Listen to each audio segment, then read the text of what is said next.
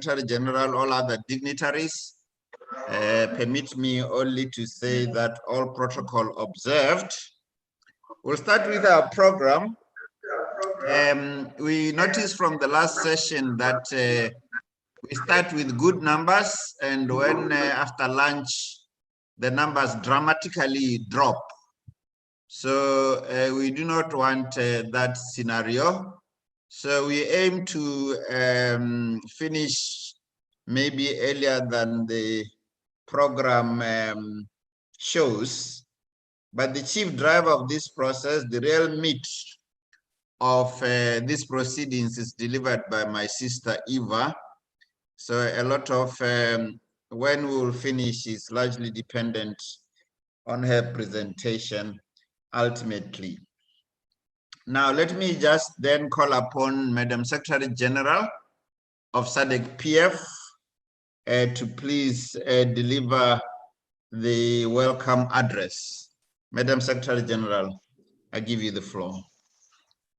Good morning, Chairperson. I believe I'm alone now. I can do this. Yes. Good morning, Chair. Good morning, colleagues, and good morning to staff of the Sadc Parliamentary Forum. Let me start by observing all protocol and apologize for I do not have the salutations before me. However, I would like to recognize the Chief Justice of Malawi, who's going to be giving the keynote address. And I also like to recognize our colleagues from the UN who will be giving closing remarks, and our community survivor who is going to be sharing her lived experience with us on this particular issue. And let me also salute and recognize the presence of all human rights commissioners and lawyers who are present on this particular session. Pay immense respect for the tirelessness of our facilitator and our drafter, Ms. Eva Jala, for always being present and always being really on point with everything that we are doing. It's with immense appreciation that I welcome you to this consultation with the human rights commissioners and lawyers in view of finalizing the gender-based violence model law. I wish to continue with my gratitude, expressing my gratitude for you attending today, which will give a fresh momentum on the ongoing consultations with the various stakeholders on this piece of gender-based violence model law. Undoubtedly, your presence here today demonstrates that gender-based violence is a live human rights issue, and that addressing gender-based violence from a human rights perspective is central to improving the societal gender-based violence context prevailing across the Sadc region.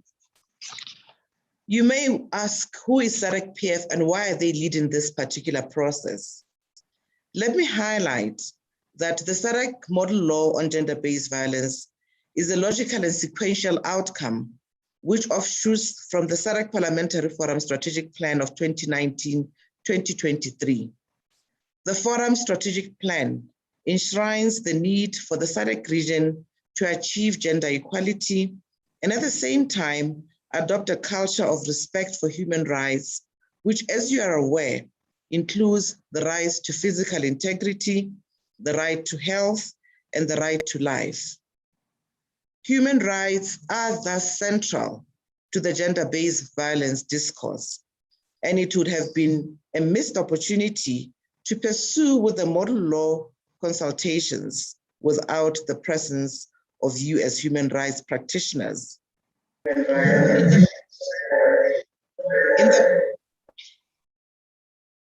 There's a cross line for Ms. Stella. Okay, thank you very much. In the course of the deliberations, I believe that you will have the occasion to engage extensively on the linkages between gender-based violence and human rights in the margins of the presentations. And I therefore encourage you to give your input and challenge us on how comprehensively we have integrated a human rights perspective in the gender-based violence model law, pardon me. And why should the Sadc Parliamentary Forum be concerned? As an institution of Sadc, established under Article 9.2 of the Sadc Treaty, it was crucial for the forum, which unites at least 15 member parliaments, to play its part in the fight against gender-based violence. The forum is aware of the fact that gender-based violence in the Sadc region causes significant human rights infringements. Every Sadc nation addresses gender-based violence differently, and we will learn this in the course of the presentation, with a spectrum of civil, criminal, and administrative remedies commonly available to deal with GBV.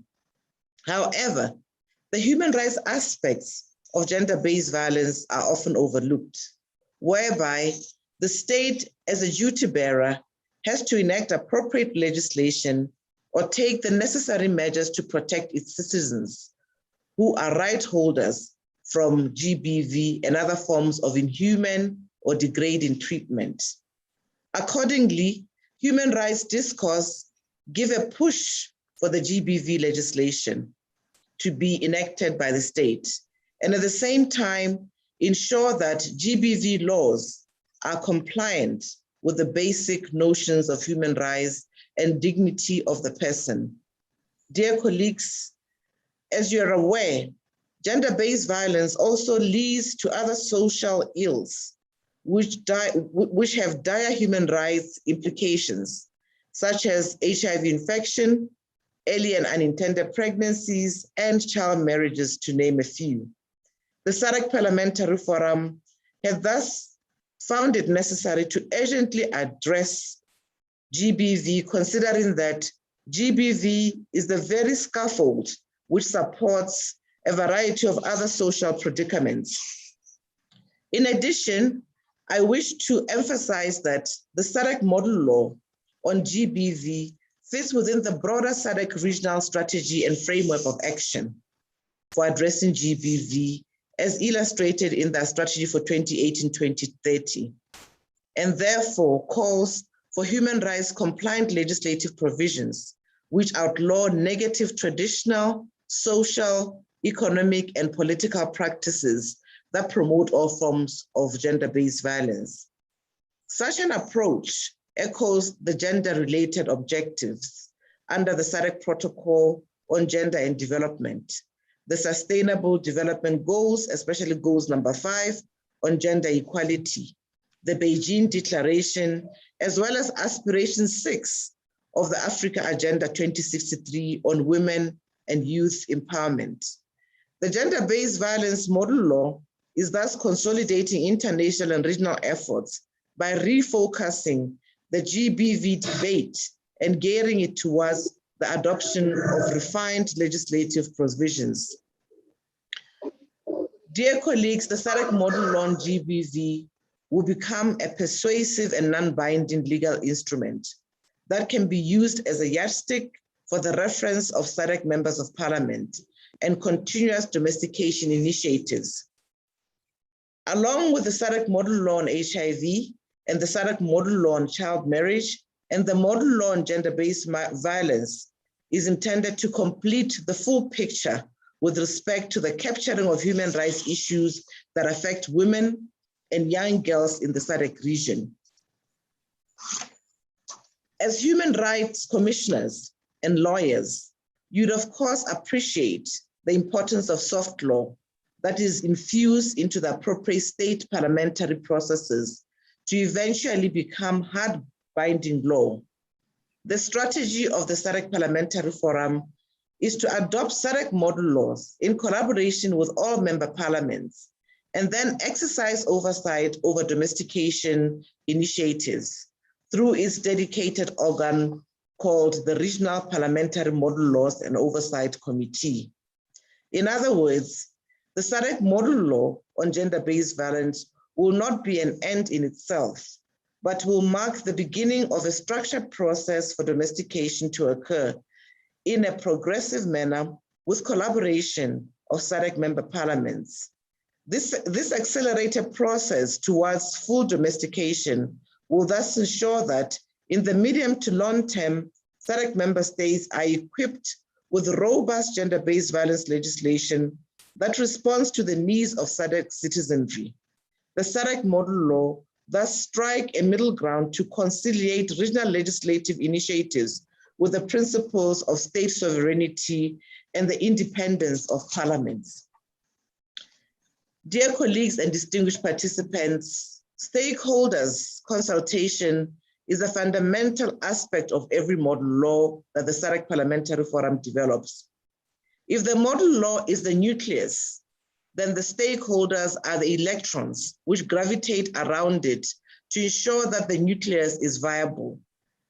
Human rights commissioners and lawyers are best placed to give input and feedback on the gender-based violence model law from a rule-based approach by drawing from their vast practical knowledge and experience. As some of you are aware, you also have precious work experience from national human rights institutions or enforcement bodies, as we will highly appreciate to hear from your views on enforceability and practical sides of gender-based violence complaints, which are human rights oriented. In addition, I'm aware that some of you in your capacity as commissioners have also acted as judges in cases involving the human rights to physical integrity, and your judicial experience and input will undoubtedly be valuable to the deliberations.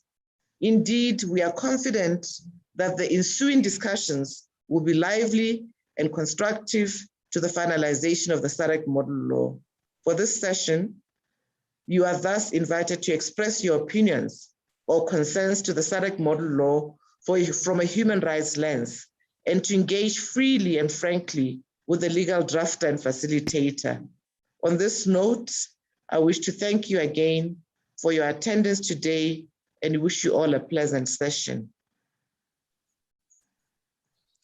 Thank you very much, Madam Secretary General. You are on time and saved us 2 minutes.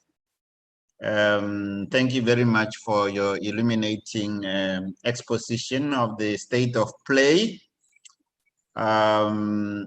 I will move on to the next item on the agenda and call upon the Chief Executive Officer of the Malawi Human Rights Commission, is Mrs. Habiba Rizwana Osman, to give the keynote address.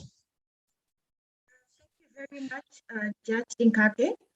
The SADC PF Secretary General, Ms. Boemo Sekoma, Honorable Justice Professor Ki Dingake, SADC Model Law on GBV Legislative Drafter, Ms. Eva Jala, the GBV Community Advocate, Ms. Linley Kondowe, Honorable Human Rights Commissioners present here, SADC Model Law on GBV Technical Working Group, staff of the SADC Parliamentary Forum, members of the media, and all advocates, distinguished ladies and gentlemen, all protocols observed. Indeed, it is with great honor and pleasure that I address you today on this Southern African Development Community SADC Parliamentary Forum PF consultation process for the development of a model law on gender-based violence, GBV, for the SADC Human Rights Commissioners.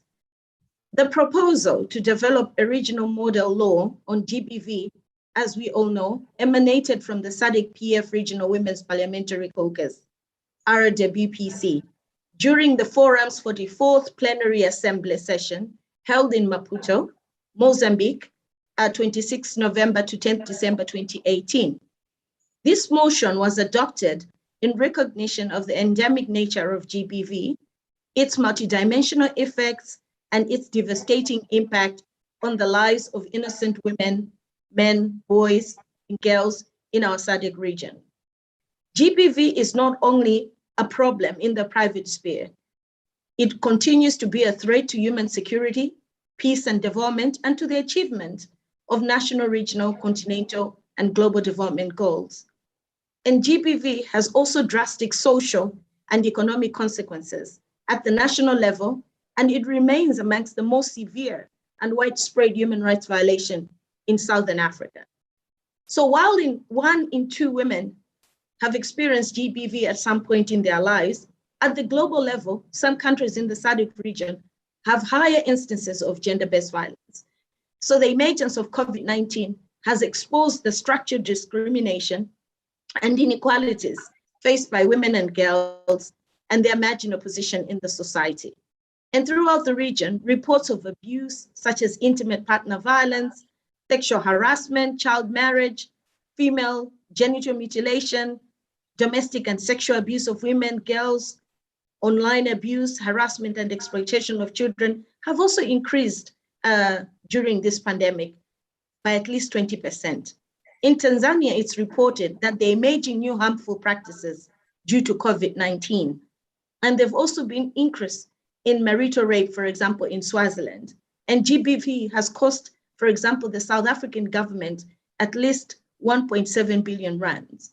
And globally, data continues to show that GBV remains a serious and a pervasive problem across all sectors. So no sector remains untouched, nor affected by its impact. And as you all are aware, GBV is very costly and contributes negatively to any country's GDP as it damages lives, health, financial independence, opportunities, productivity, effectiveness, and general morale. It must be noted, however, that SADC has adopted various regional frameworks and tools to comprehensively tackle GBV in a coordinated manner. So key amongst these is the revised Regional Indicative Strategic Development Plan, 2015 to 2020, RISDP, and the Strategic Indicative Plan of the Organ on Politics, Defense and Security Cooperation, SIP or SIPO, and the SADC Protocol on Gender Development and the SADC Gender Policy, as well as the Regional Strategy and Framework of Action for Addressing Gender-Based Violence. Despite these efforts and all these resources and tools, SADC faces different challenges in the response to gender-based violence. Key among these challenges are inadequate and outdated laws on GBV, and inadequate gender disaggregated statistics. And in some instances, we also note from research, a lack of implementation in some countries because of technical challenges. So it is envisaged that the SADC PF model law on GBV shall guide SADC member states in the ratification, domestication, and implementation of relevant international and regional principles, guidelines, obligations that inform GBV prevention and response interventions at the member state level. Honorable human rights commissioners and advocates, I call on you today to read and understand and promote the SADC model law on GBV through providing your leadership to ensure that the provisions of this model law are responsive to human rights for all, leaving no one behind in compliance with all regional and international instruments on human rights that member states are party to. I believe that the success of the model law provisions are dependent on your support so that it becomes as comprehensive as possible, but also as a yardstick to measure your domestic laws and to develop and enact and reform as may be relevant to ensure that the SADC region meets its international, continental, and regional commitments. I believe and I'm confident that with your support, the SADC model law on GBV that is responsive to human rights for all will leave no one behind, and that we will make sure that it works for all of us. Together, we will make it. I wish you fruitful deliberations. Thank you. Muito obrigado. Merci beaucoup. Ziko Mokwambiri, as we say in Malawi. Thank you very much. Thank you very much, Chief Executive Officer Ms. Osman, for the very eloquent exposition in your keynote address. We record our appreciation for your attendance and participation. Thank you very much. Then I will proceed to the next item on the agenda. And again, I say all protocol observed. I'm going to try to take 20 minutes or so in presenting two papers that are related to each other. And the first one is gender-based violence as a human rights issue or an issue of human rights concern. Then I'll go to the next one, in which I give an overview of the gaps and shortfalls in the GBV legislation in the Sadc region. And then we'll have a few minutes for plenary, and then we move on again to the next item. Let me say the two earlier speakers, starting with the Secretary General and then the Chief Executive Officer of the Malawi Human Rights Commission, I think they have spoken very relevantly and eloquently about GBV as a human rights concern. I think addressing members of the Human Rights Commission, I need not go into elementary issues of definition. Safe to say that we need always to keep it in our minds that when we speak about rights, we are speaking about non-negotiable entitlements, which are not dished to us at the mercy of the state. That in actual fact, the state as a duty bearer is mandated or obliged. I think the right term is to say obliged. They are obliged to ensure that these rights are realized. When we talk about GBV and human rights, it implicates so many of the rights that are contained in our constitutions, so many of the rights that are contained in our laws, in all our Sadc countries, so many of our rights that are contained in the international legal instruments. GBV implicates the right to life. It implicates the right to dignity. In fact, the right to life and the right to dignity constitute, in my mind, the foundational basis of all other rights. All other rights must accrue from the foundational rights being the right to life, the right to human dignity, and then the other rights flow from that: security of the person, autonomy, and self-determination. Gender-based violence is one of the most prevalent human rights violations in our region and indeed in the world. It knows no social, economic, or national barrier. It knows, doesn't discriminate on the basis of class. It is very prevalent among women and among girls. When we speak about human rights in the context of GBV, we necessarily talk about certain shared values that are fundamental to human beings.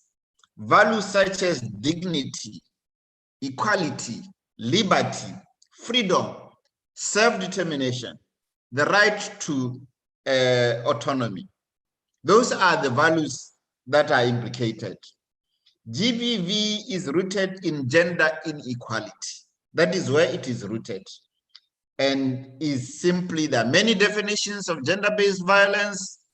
The one that is the working definition for me that I use is that it is violence directed at another person on account of their gender.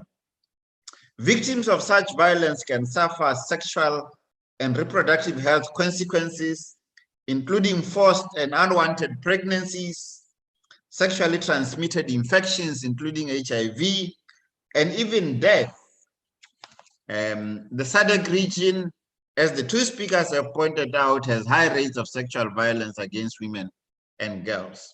In 7 countries, around 20% of those aged 15 to 24 years reported that they had experienced sexual violence from an intimate partner. And as I said, this violence is prevalent among women. It takes many forms.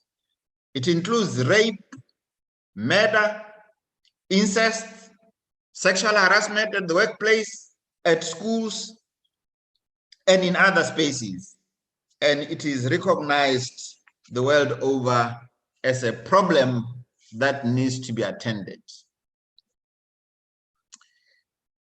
I said earlier that it violates our own constitutions because our constitutions speak of gender equality, our constitutions speak about equality before the law, and our constitutions speak about dignity. And all those, violence against women implicates and violates those rights. It is also a violation of international human rights law. Human rights activists in the region have called for the honoring of rights of women in the widest spectrum, including sexual reproductive health rights, which are understood to include women's right to receive suitable care during pregnancy, during childbirth, and to have access to duly controlled contraceptives, to decide when she wants to have children, how many children, and to exercise control over her body. In the context of sexual reproductive health rights, the question is often legitimately raised: how many women and girls can claim to own and control their body? How many? Not many can make such a claim. Yet each of us has a right to bodily autonomy and should therefore have the power to make their own choices about their bodies, and to have those choices supported by everyone, and to have those choices supported by society. In reality, across all our jurisdictions, without exception, thousands, if not millions of people are denied the right to say no to sex, including married women. They are denied the right to say no to sex, founded on the old archaic common law position that at the time of marriage, a woman irrevocably consents to sexual intercourse. The common law that has been outlawed in many jurisdictions says at the time of the contract of marriage, a woman irrevocably consents to sexual intercourse with the husband. Many are denied this right on the grounds of sex, sexual orientation, or age. Women and adolescent girls in particular carry the bodies they really do that do not belong to them. And this is not in keeping with human rights at all. Respect of human rights requires that we respect the right to bodily integrity at all times. Gender-based violence is a violation of the right to identity. It reinforces and reproduces subordination of women to men, as well as leading to a distortion of the human being, of the right to affection, since violence is the very antithesis of any expression of that sort. Madam, ladies and gentlemen, it seems plain, as I've said, that governments are duty bearers. I use the term obliged to respect rights, to suggest that rights are non-negotiable. Governments must take full responsibility for acts of violence committed by third parties. Usually in our countries, constitutions have mandated human rights commissions, and we have put in place commissioners, human rights commissioners, in order to further the objective of the state to respect, protect, and promote rights. That is the very essence or mandate of human rights commissions as state agencies in any country. Now, in a situation where governments do not take responsibility for acts of violence committed by third parties, they watch third parties violate rights, they do not pass appropriate laws, they do not pass appropriate policies, and the courts are not playing ball, then in that kind of scenario, the state becomes a de facto accomplice in the violation of rights.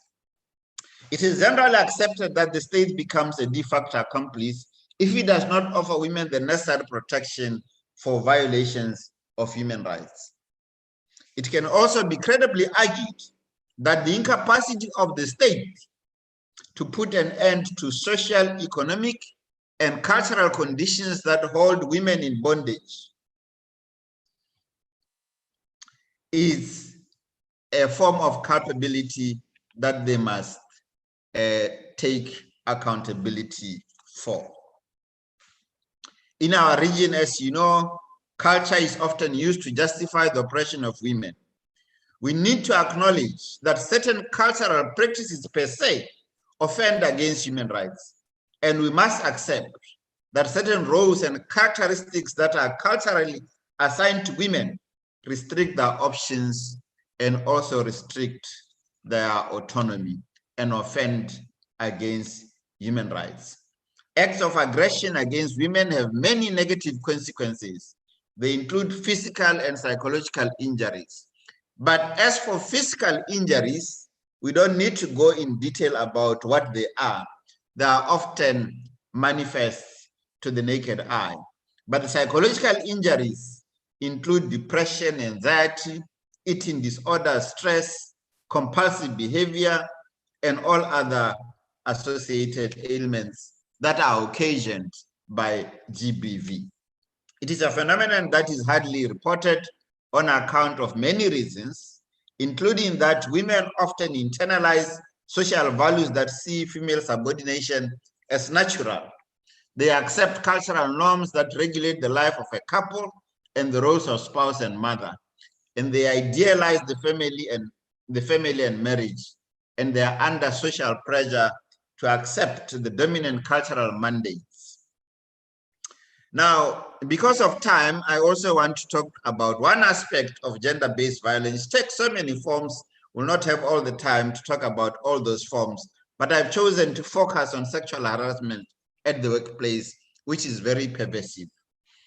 The equality of opportunities for men and women at the labor market is often jeopardized by sexual harassment, usually at the instance of men who control the levers of power at the workplace.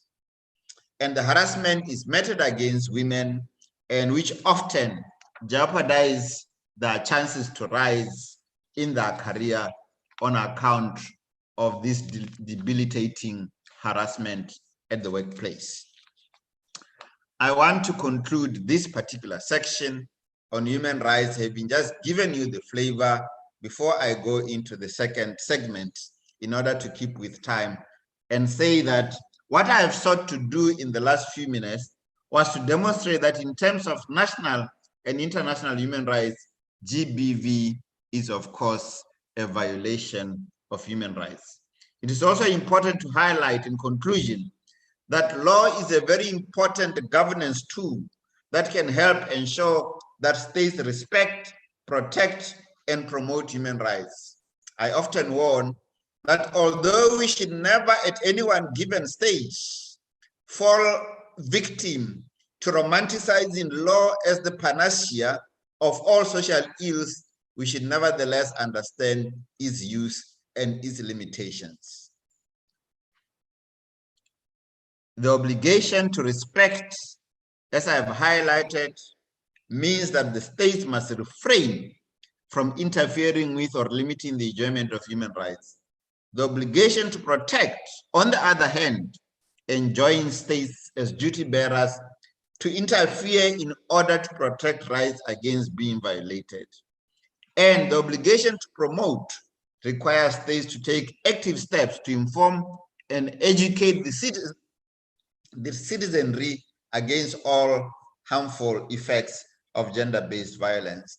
In my mind, really, other than passing proper legislation, other than ensuring that human rights commissions in our respective jurisdictions do their work and they do it properly, we need to embark on massive education to turn around the situation. And these human rights commissions can do.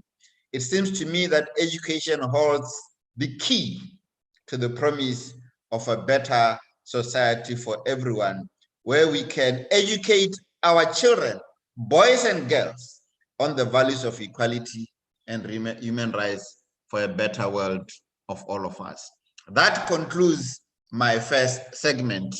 I will now go quickly over the shortcomings in the GBV legislation in the region. The Southern African Development Community Protocol on Gender and Development seeks to promote gender equality in the Sadc region. Dealing specifically with GBV, Part 6 of the Sadc Gender Protocol requires states by 2015, this is about 7 years back, to have enacted laws that can tackle GBV and to ensure that there is enforcement of such laws, to ensure that perpetrators of GBV are brought to book. That is the Sadc Gender Protocol. The situation that exists in our region in terms of the state of GBV legislation is not a satisfactory one.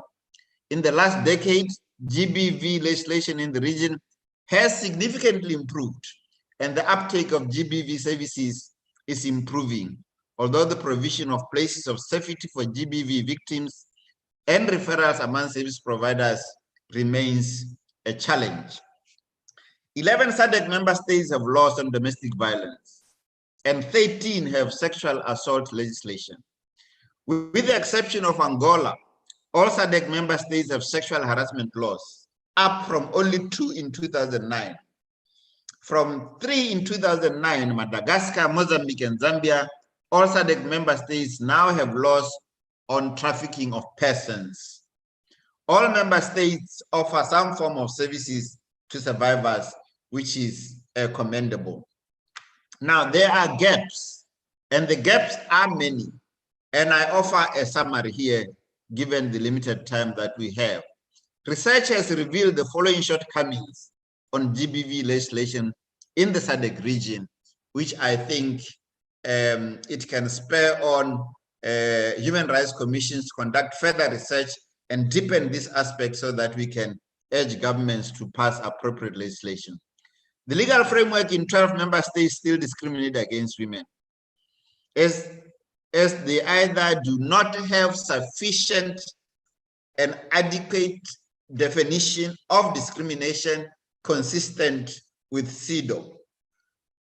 There is still a limited provision in the law for legal aid for women who are victims of violence, because we must appreciate that unless we can make it easy in the law for women to access legal services, then our law will be deficient.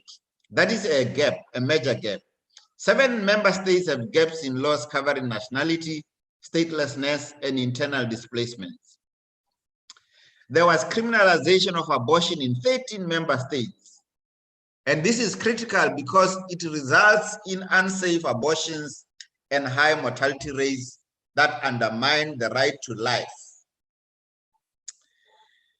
There was criminalization of abortion in 14 member states: Angola, Botswana, Lesotho, DRC, as I say, 14 overwhelming number.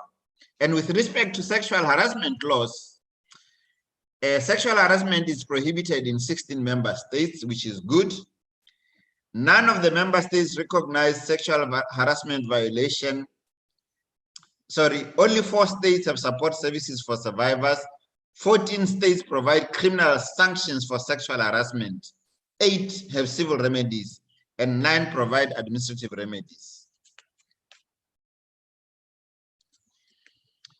Criminalization of child marriages. Only 4 member states, Eswatini, Madagascar, Tanzania, and Zambia. In terms of the literature that I have read, there may be more by now, criminalized child marriages. The remaining 12 member states do not have child marriage legislation. At least 3 countries have enacted bills that punish child marriage: Mozambique, Tanzania, and Zimbabwe. One of the critical problems that we have that actually exacerbate the gaps in our legislation is the record of domestication of ratified international law. You see, the importance of ratifying these international legal instruments is to enrich national legislation, is to close gaps, is to clear ambiguities in our law.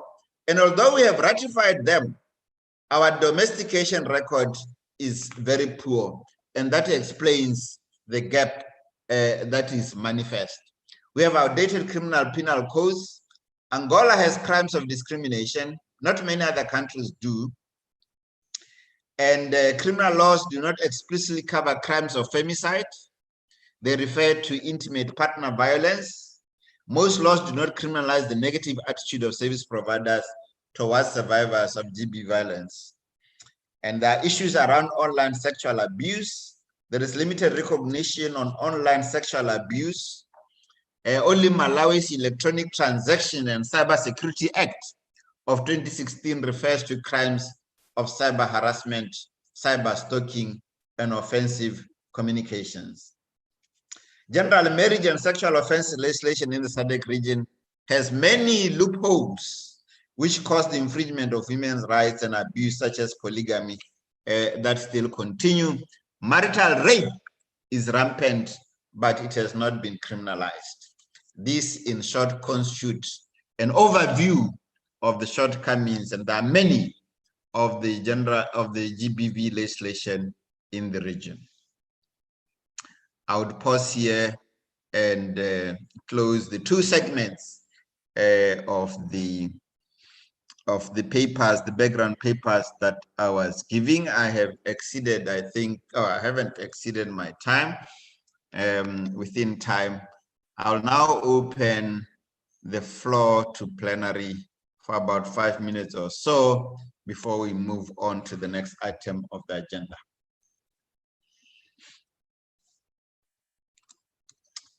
You can raise your hand, and Ronald and others, if you see the hand, I don't see it, or you can just speak. Any comments, any reactions?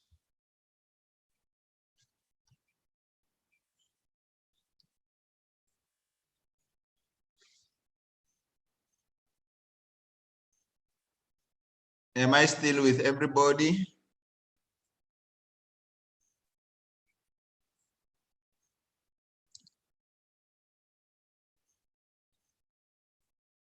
Hello, can I be heard on that side? Can you hear me? We can hear you. Can I be heard that side? We can hear you loud and clear. Oh, okay. Yes, any comments, any observations, any questions, or there is none? Just a very quick comment from Malawi Human Rights Commission.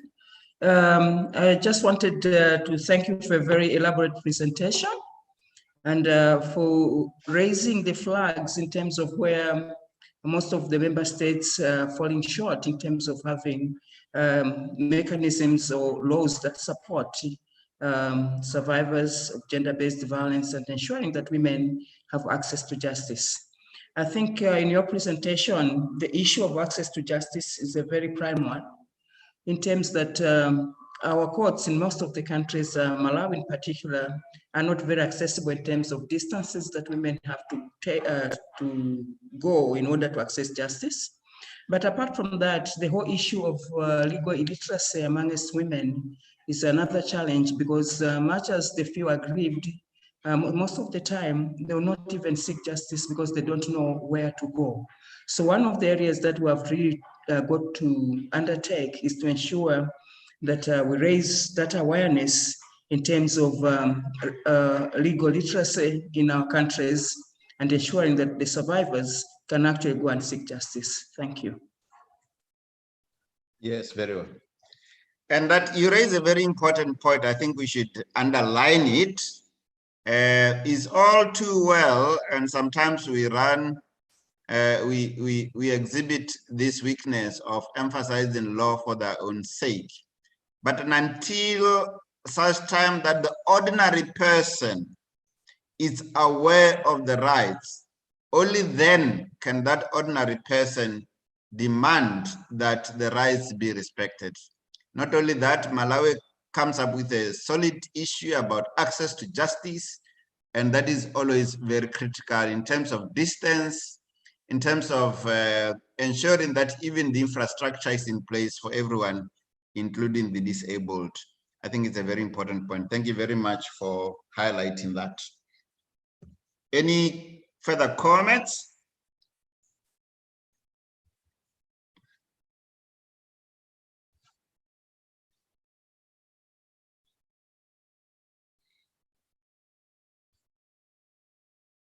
Any further comments or questions?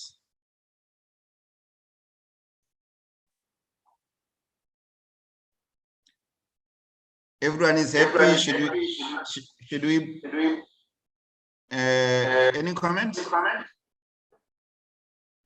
No? No? No question? No question? Okay. Then I will proceed to the next item on the agenda. The statement by GBV community advocate Konde from the northern region of Malawi. Yes, apologies. You have a hand from Olivia Walla Walla. Okay, Olivia, you want to comment or ask question? Please go ahead, Olivia.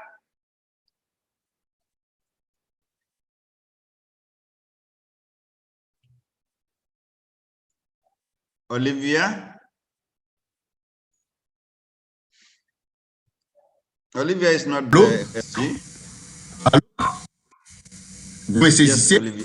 Yes, Olivia. Voilà, voilà. Ok, oui, je disais merci pour les interventions que vous venez de faire là.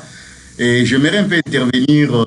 Je suis Olivier Wallawala de la Commission nationale des droits de l'homme, RDC, commissaire de la sous-commission des droits de la femme et de l'enfant, sous-commission permanente.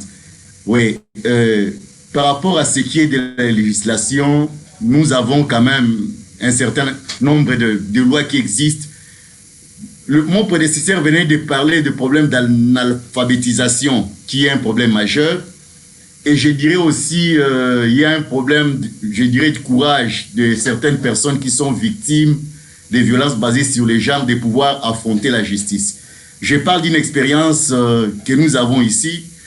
À des heures perdues, nous travaillons avec des cliniques juridiques où des fois des victimes viennent nous saisir pour pouvoir les accompagner. Mais une fois les dossiers engagés, elles finissent par se rétracter. Donc il y a un sérieux problème de sensibilisation qui doit être mené pour soutenir ce que le collègue de Malawi venait de dire, afin que les victimes puissent comprendre que les institutions et les organisations là sont là pour pouvoir les accompagner. Donc, tant que cet aspect-là des responsabilités personnelles d'abord des victimes et le problème de sensibilisation ne sera pas fait, il y aura encore du chemin à parcourir.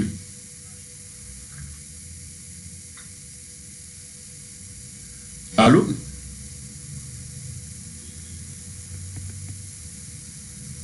Allô? Again, I can't resist it to. It seems that the issue of legal illiteracy is coming out strongly. And one other point that you raised is that institutions, we must empower our people to see the institutions that are availed for them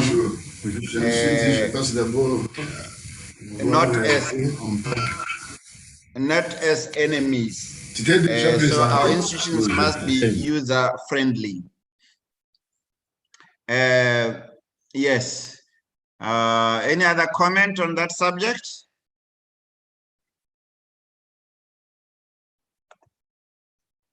Any other comment?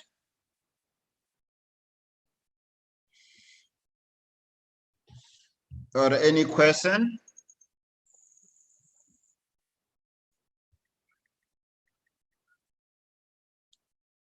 Okay, in the absence of further questions or comments, I'll move on to the next item on the agenda.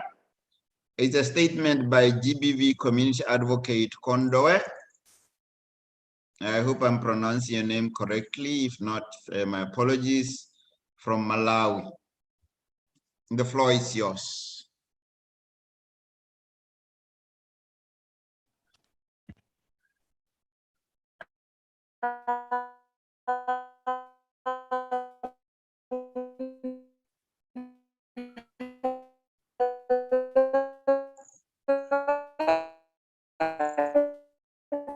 Everyone, I am Fadra, Violence Services Officer from Malawi with UNFPA. So I'm just helping facilitate, and we'll also have somebody that will be translating on her behalf. So I will just let our advocate introduce herself, and also the counselor who will be translating to also introduce herself. So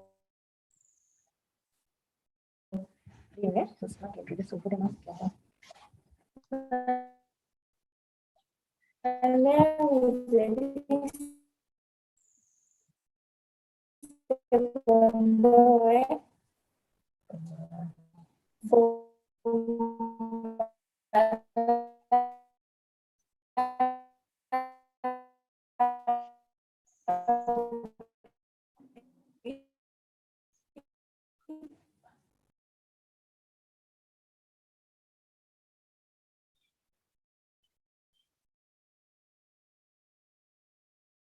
We have a problem. We've lost either interpretation or the speaker.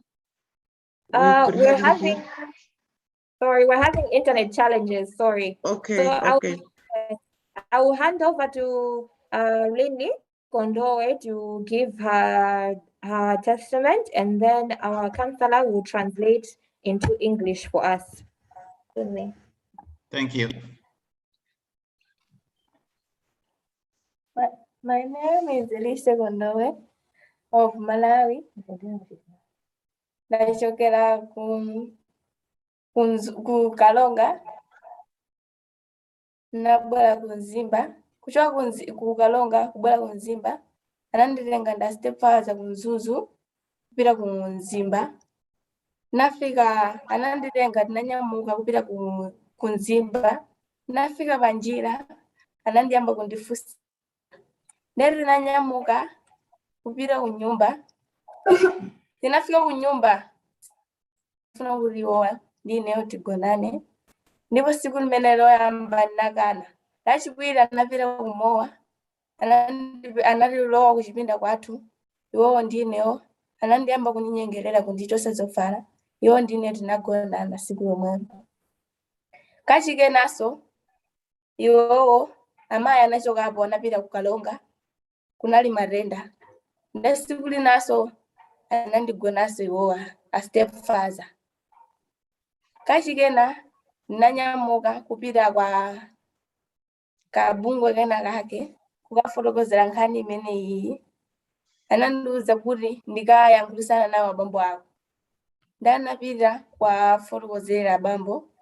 Ndesiku nanakhala andiuza kuti Lisa uli mimba wena kuti upite kuchipatala. Ndinanyamuka ndithu kupita kuchipatala. Kuchipatala kuja anandiuza kuti ndili mimba. Anauza kuti ngati mimba iyi ndi yanga tipite kukachosa. Nanyamuka kupita kwa sing'anga ina yake kukatulutsa mimba imeneyi. Nezinaleseka kuti mimba imene ndi ya mwezi ngati. Ninafotokozera kuti mimba imene ndi ya mwezi uwiri ndi mawiki atatu.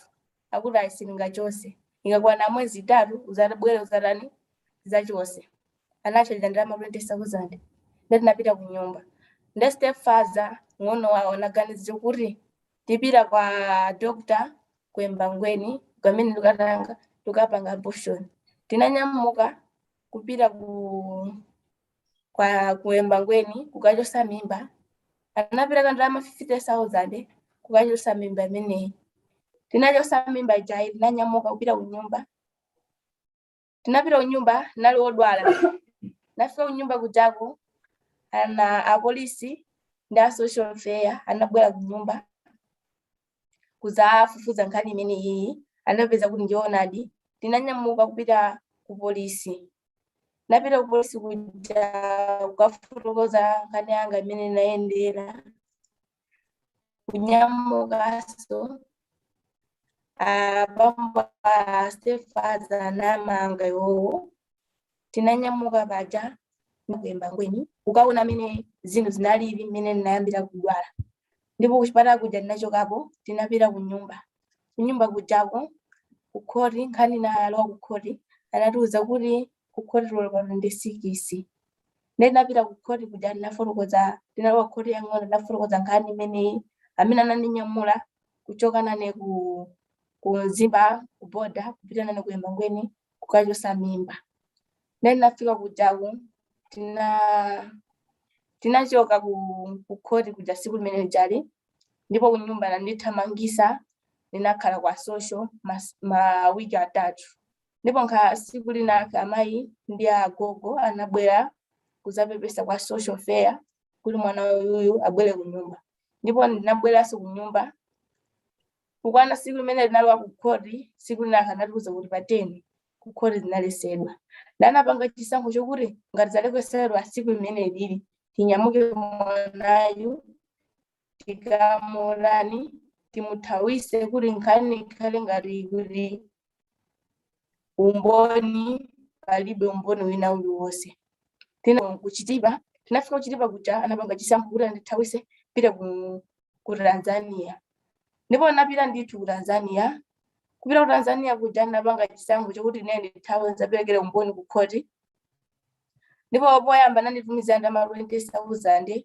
kuti ndijani ndinyamuke kujako nibwere ku khoti ndizaperekere umboni ndipo nanyamuka ndithu kuchoka kuchitipa kuzafika kuchitipa boma polisi anapanga chisankho nda social fair kunzimba anatumiza ndama ili nati 72,000 kuti ndinyamuke ulendo kuti nzafike mu Mzuzu pa Mzuzu nathi mawiki awiri ndinyamuka kupita ku khoti ukapereka umboni pa 14 June leo pa 14 zinalesedwa ulendo kuperekera umboni ndipo linalowa pa 26 June kuperekera umboni pamene nkhani yathu inatha ku khoti nda ku khoti ndinafunsa funso kuti anandifunsa funso kuti pali choyankhula ndinauza kuti ndifunso anga lokuti nkhani ni ndaperekera umboni neneyo makhalidwe anga mukuva kuti bwanji kumene ndikakhale ndanafunsa kuti nda polisi nda social fair anafunsana kuti mwanayo kodi mukumuganizira bwanji anapanga chisankho chokuti timupitise ku Lilongwe ku kabungo kena kake kumene azikakhala kumene kuku leo abo ku Lilongwe kumene kujaku malo anadzaza ndanapanga chisankho chokuti ndipite kudowa kumene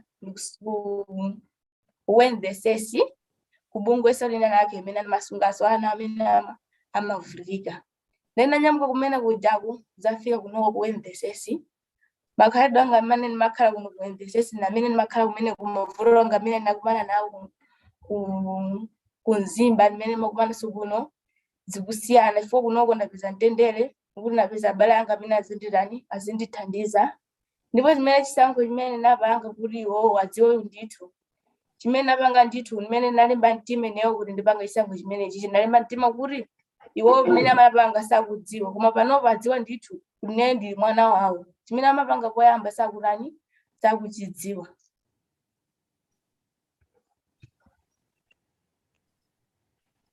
Hello, everybody. Yes. I'm Clara, the counselor who is working with Glaze. So I'll be just translating what she has said. Yes. My name is Lise Kondowe. I'm coming from Karonga, where I was staying with my auntie. My mother was staying in Zimba with my stepfather.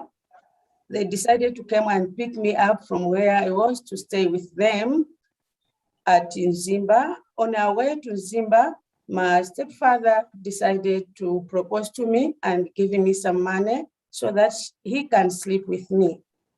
As we were going home, I refused to sleep with my father and I kept quiet until I reached home. My father tried several times to sleep with me at home, I refused until one day he succeeded to sleep with me when my mother is away. He slept with me for several times until I get fed up. I went to one of the health surveillance assistant in that area of Zimba. I shared the story with him. And after some time, the health surveillance assistant, noticed some changes in me. He asked me to go to the hospital to see what is happening with me.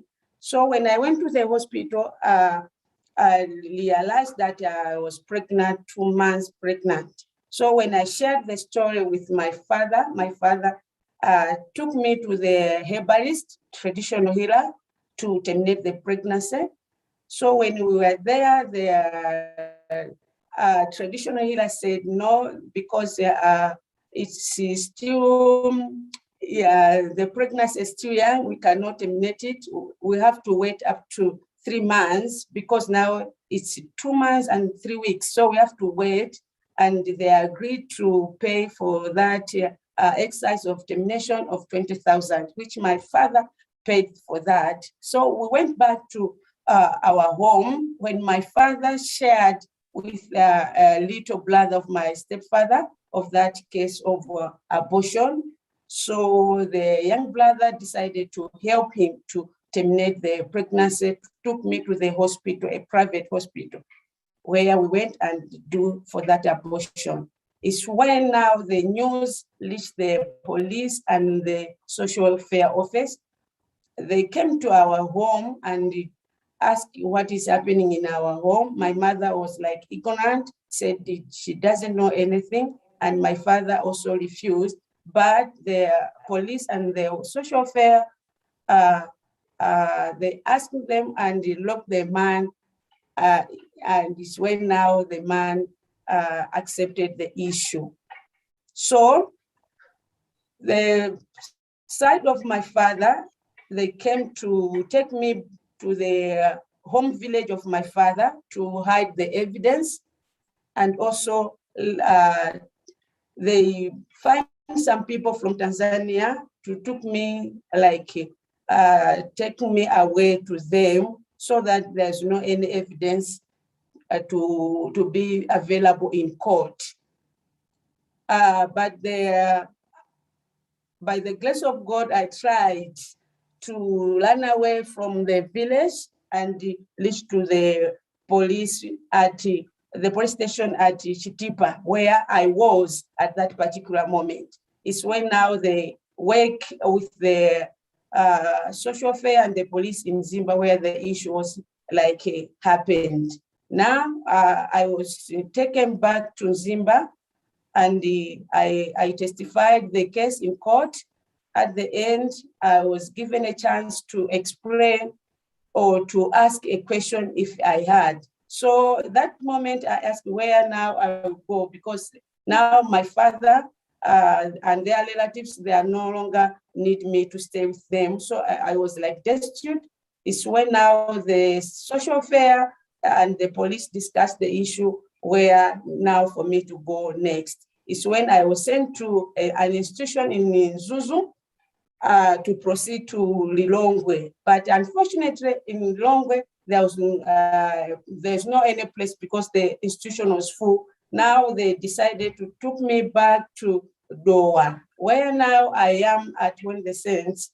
And now I'm happy because I'm free. I have peace, and now I found a family. The love I was supposed to be given at our home now is what When the Saints is giving me. So what gives me strength and courage to take this court and report this issue to court and report.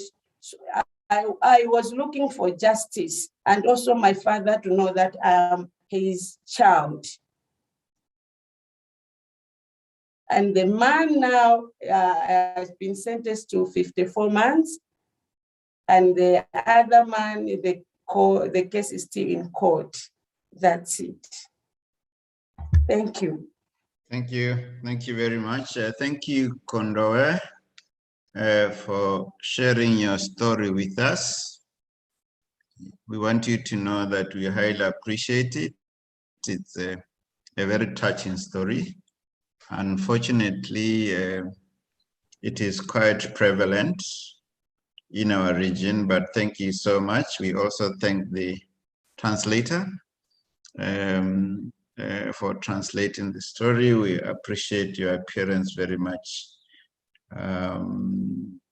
But I think the commissioners and every other person have listened to your story, and the best thing that you can do to you, your generation and humanity, is to ensure that we just don't listen to your story, but that your story actually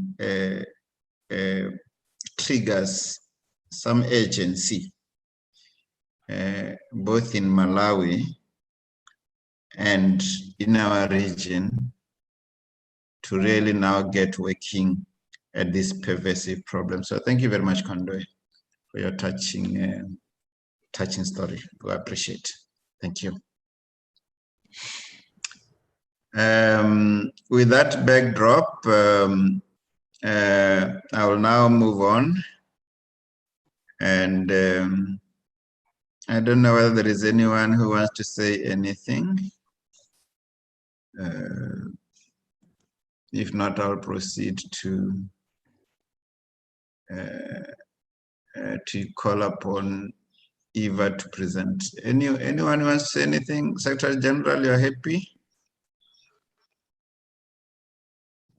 Thank you, Josh and Chair. Mine is just to appreciate the bravery that the young lady has displayed and appreciate those who've been supporting her to begin to tell her story, because that is the beginning of healing and the beginning of empowerment, and appreciating what really is required for individuals, children alike, to take the mantle and seek justice in such circumstances. It is a demonstration of things that can go bad, but at the end, it is a demonstration that the justice system also prevailed ultimately in supporting her. So we'd like to encourage her and, really applaud the Malawi system for giving her this necessary support and grooming her so that her dreams are not shattered. I thank you very much for that. And mine is just an appreciation, a very touching story, but that which will transform lives. Thank you. Thank you, Madam SG. Thank you very much. We appreciate those words. Eva, are you now ready to go to the heart of the matter? Yeah, thank you very much, Judge. SG Yes. may simply say all protocols observed, ladies and gentlemen. This is a very hard presentation to make because I'm speaking to honorable commissioners of human rights and land lawyers who already know a lot about issues of GBV and human rights. So I'll be very brief in order to give you more time to debate the model law and make such amendments as you think fit. I'm fortunate that Judge has already touched on a lot of issues pertaining to the model law, the GBV model law, and our two guests, the SG and our guest speaker, has also gone into details as to the approach to be taken when dealing with GBV. I want to say that the model law on GBV is a comprehensive instrument on GBV, very comprehensive. We've done a lot of research based on a number of instruments, international instruments, UN tools, Sadc guidelines, and so forth.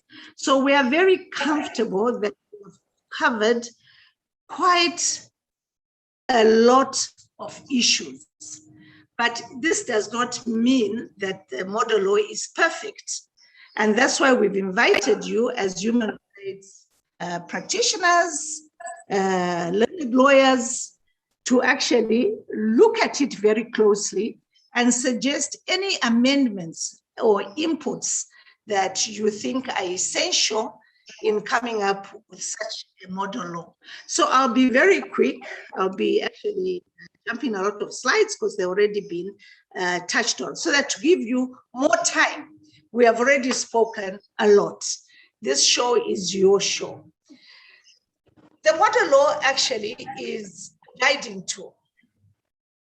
It's a guiding tool which has a number of explanatory notes which will guide you through the model law and its basis. This model law is to assist member states in coming up with effective policies and efficacious laws on gender-based violence. It is not designed in the exact style and form of legislation in member states. Its design is such as will communicate clearly the policy content and recommendations on best practice legislative provisions for inclusion in a national law. Therefore, the GBV model law will be a useful tool to SMSs, as it will provide the following: guidance on the scope and content of GBV provisions to be provided.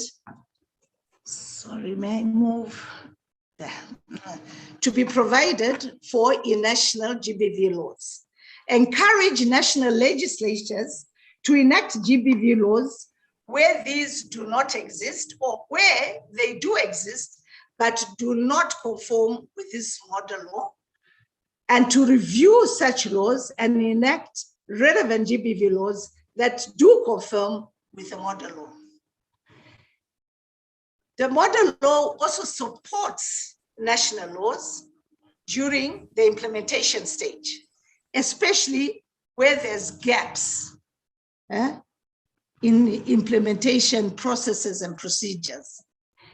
It's also a yardstick to national policy analysts, legislators, and implementers as to what the best practices are for enacting and dealing with GBV. It reinforces commonality, regional approach in dealing with GBV laws, measures, and strategies to help eliminate GBV.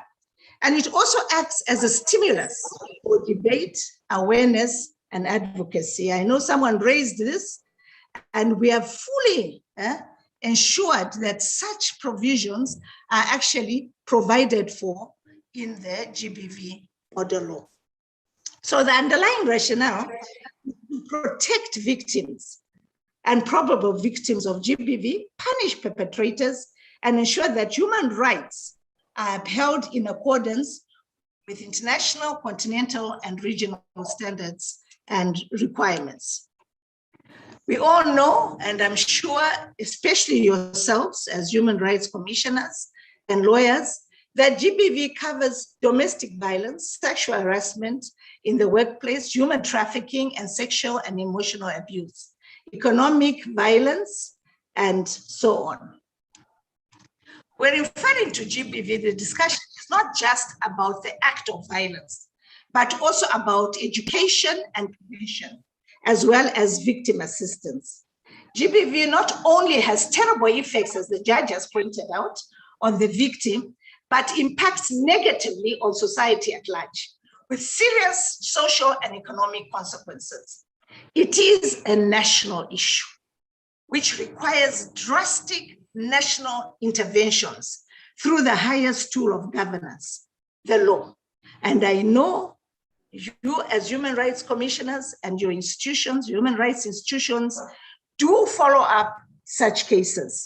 as it is within your mandate.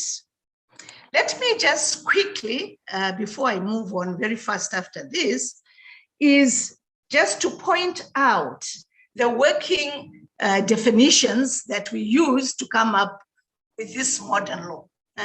The first one is the United Nations definition, which states that it is any act of gender-based violence that results in or is likely to result in physical, sexual, or psychological harm or suffering to women, including threats of such acts, coercion, or arbitrary deprivation of liberty, whether occurring in public or in private life. Then the next one, which we've used thoroughly and very comprehensively, is the Sadc definition of GBV, which amplified the UN definition of GBV. And this is the one that we actually worked on to ensure that all the components of GBV were not lost. So the Sadc definition says, all acts perpetrated against women, men, boys, and girls on the basis of their sex, which causes or could cause them harm, the physical, sexual, psychological, emotional, or economic harm, including the threat to take such acts or to undertake the imposition of arbitrary restrictions on or deprivation of fundamental freedoms in private or public life, in peacetime, and during situations of armed or other forms of conflict. So, quickly, the modern law actually full explanation of all the research that we have done in the first part, which is the explanation part. Then we look at the preliminary issues, and you can see as we go along very quickly, we'll cover domestication, which I has already talked about, applications for conflict and review of national laws, statutory jurisdiction of national laws, objectives and interpretation. Then the most important part, I think, for you is the human rights-based approach and policy direction, which you find in part 2. So under that, I'll go quickly through them because I don't want to do it now, because that's very essential for advocates. Then in part 3, we talk about access to justice and procedural protections. I'll go through that very quickly with you. But important issues that we have raised are general requirements for access to justice. And I know you've all read the model law, so I don't have to go into details since you are all learned lawyers. You've read it, and I'm sure you'll have very lively debate. Then in part 3, general provisions on victims' entitlements and access to legal services, which is very, very important if we are going to do justice to victims of GBV. We also talk about issues related to hearings, which must not be in open court if necessary. Intervention orders, restitution, financial assistance from government, procedures and legal services to ensure access to justice, rights of victims during judicial proceedings, evidence and evidentiary procedures. And then in part 4, which is also important to yourselves, we look at prohibitions of all forms of gender-based violence and attended procedures. So these all relate to the criminal justice systems. And you see there that we actually create new offenses for GBV, and we put in measures on how this should be dealt with in order to promote the rights of victims. Another part which is very important to you is early and effective response mechanisms and referral systems. Someone raised this issue and we've thoroughly dealt with it. We've seen and understood its provisions. Then there's other parts related to prevention, protection, and support measures, access to justice, information, capacity building, and awareness and advocacy, which is very important. And then we end with enforcement, compliance, and regulatory provisions. So I shall.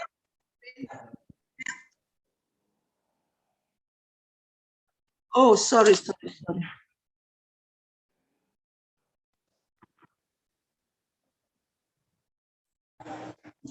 So can I continue, but can I continue?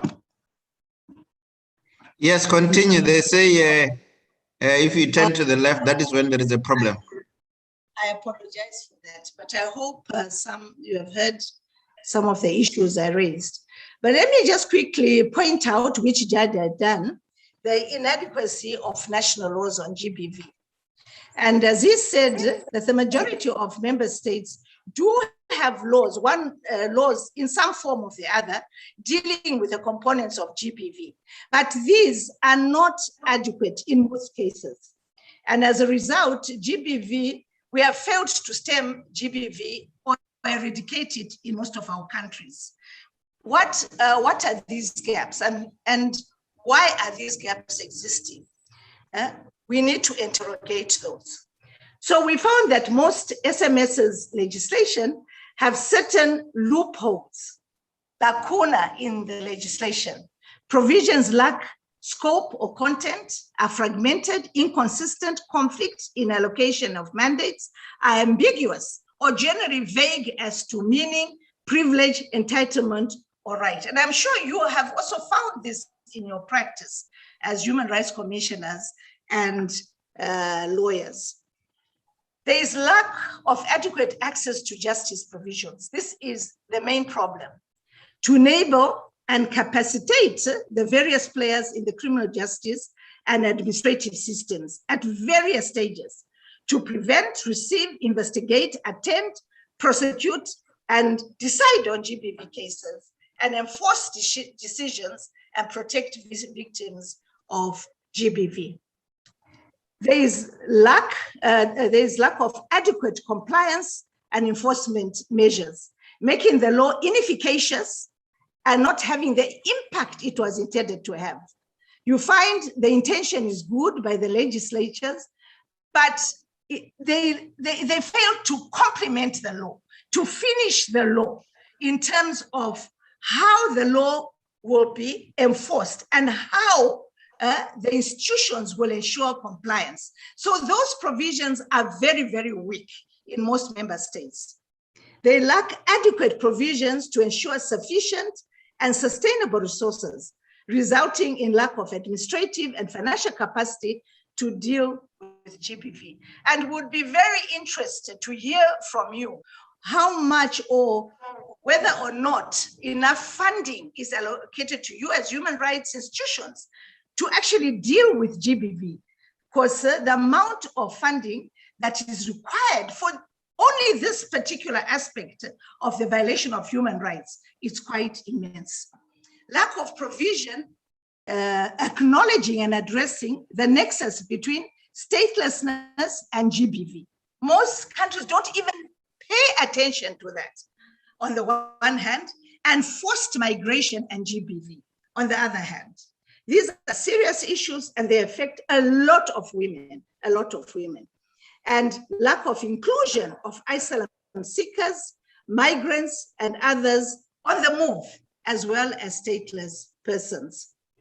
This is a shame. This is a shame because we are leaving out a lot of people in our borders which need our assistance. We also found that currently in most SMSs, you don't have one single independent regulator to deal with GBV. GBV is dealt with by a myriad of institutions. So you'll find that the institutional frameworks in most SMS includes gender commissions, prosecution authorities, legal aid services, women's clinics, the police service, victim support units, the judiciary, civil society organization, and workforce and institutional-based institutions. So quite fragmented, without much coordination and communication amongst these institutions. In some countries, you find there is some form of communication, especially with human rights institutions, but very loose amongst all the persons, including civil society and the public sector, in matters dealing with GBV. So if we have to be effective in handling GBV cases, we need to look very seriously at the legislative and institutional frameworks so that they provide adequate measures, strategy, programs, and interventions to deal with GBV, including ensuring adequate capacity building of critical role players and stakeholders for effective and sustainable prevention, monitoring, and management of GBV cases. So the model law has taken this issue into account, as I pointed out earlier. It is also important to ensure that the law provides an adequate institutional framework for engagement. Engagement is very important of all players who regulate, manage, and are affected by GBV, by providing for a clear system for coordination, communication, and collaboration among all the players when dealing with GBV cases with clear lines of responsibility. So another issue I want to point out here is that there is now a paradigm shift in legislative systems dealing with GBV as countries become more and more aware of this scourge. And we are urging that all national laws on GBV should aim at providing a four-pronged approach towards achieving that paradigm shift in the legislative systems for GBV as follows. Provide a human rights-based approach to GBV laws that address the root causes of GBV and allows for inclusion of all marginalized groups, including refugees, asylum seekers, stateless persons, and persons without documentation, and migrants, and ensure that such approach is actually applied by all respondents. This is very important, Madam Chair, because most member countries, you find they ask, give us your immigration papers. How have you come into our country? Where do you reside? Who are your relatives? And they ask them all so much intrusive questions that no justice is done in the end for that victim. So we should move away from this initial preliminary interrogation, which is exclusive and denies persons who are already in a problem situation access to justice. Interface all concepts, rules, and principles to access to principles of access to justice to promote a seamless connectivity for efficient handling, investigating, prevention, prosecution, protection, and enforcement of all GBV cases. That's important. We need seamless connectivities between all the institution and the processes and procedures so that it does not affect negatively victims who are trying to report a GBV case. Introduce innovative methods to deal effectively with GBV. For example, in these times of COVID, you know, these confined spaces, you are having an increase in GBV cases. How do you deal with such instances? Becomes very important. We need to interrogate this area and ensure adequate information and financial resources are provided for intervention, prevention, protection, enforcement, regulation, and that measures will work, be maintained, and are sustainable. So we have looked at our constitutions, the member states' constitutions, and the issue of human rights when developing this model law. Yes, we were aware, and we kept this under the radar, that most member countries provide for the principle or stand by the principle intravirus and ultravirus, their constitutions and legislations. But these can actually be handled if done in a humane and justice manner. So all these conventions we have looked at, and you're well aware of them, so I won't go into them. Another issue that I said we looked at were the UN legislative guidelines, guidance notes, explanatory notes, and commentaries on various human rights instruments, which act as good working tools to any drafter of national legislation, especially when they're doing a gap analysis on their national laws impacting on GBV. Some of the main recommendations have been incorporated in this model law. The GBV model law does, as far as is possible, take cognizance of the constitutional requirements of member states. Another issue that we went into at great detail is looking at the current criminal laws on GBV. The judge has touched on this issue, so I won't go into much detail on it. Only to emphasize that there are gaps. There are gaps in the criminal law legislation, and most of these sometimes do not speak to standalone laws on GBV. You find at times penalties and sanctions and prohibitions actually conflict one on the other.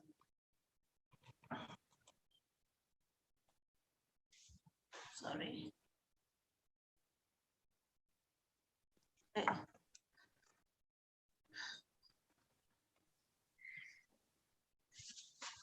So I wish to point out that if your criminal laws, your administrative laws, your human rights laws are inefficacious in dealing with GBV, this may result in increase in GBV cases, lack of access to justice, and continued inequities and inequalities in society, thereby having a negative impact on socioeconomic development and continued non-observance and contravention of an individual's fundamental human rights and freedoms. Therefore, the GBV model law will enable member states to decide on whether to retain the status quo as provided in their existing institutional and legislative frameworks, amend some laws dealing with or impacting on GBV, or generally gender equity and equality, or repeal and replace some laws to ensure that they deal comprehensively with GBV and provide effective access to justice provisions, thus creating an efficient and sustainable criminal justice and administrative system for the fight against GBV.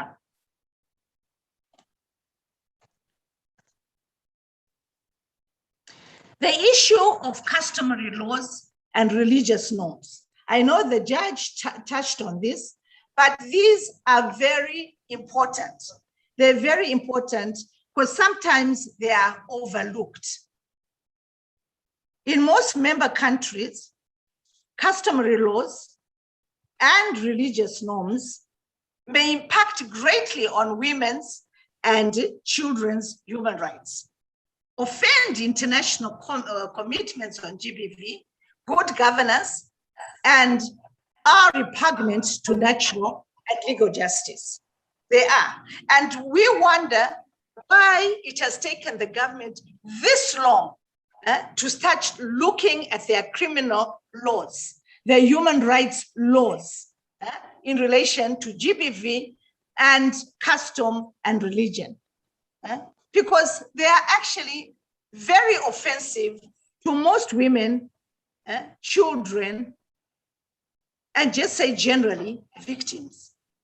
Customary laws are recognized as a source of law in most member states, where they are not inconsistent with the Constitution or an act of Parliament, or are not repugnant to natural justice. That's what most of our constitutions and statutory laws say this. But who is there when this determination is actually being made? Either in customary courts, or before a traditional leader, or before a religious leader. Who is there to determine what is repugnant? So you find there's a lot of injustice to victims in this respect. It is necessary that member states must assess their customary laws, religious norms, and practices, and attended institutions, chieftaincy, churches, and so forth. And where these are contrary to the provisions of the Constitution, an act of Parliament, and this GBV model law, or are repugnant generally to natural justice, they must reform and amend such customary laws, religious norms, and practices. This is very important. Otherwise, it will just be hopeless for us to come up with this GBV law, model law. It will have no impact if our countries are not ready to review these customary laws and religious practices and norms to protect our people.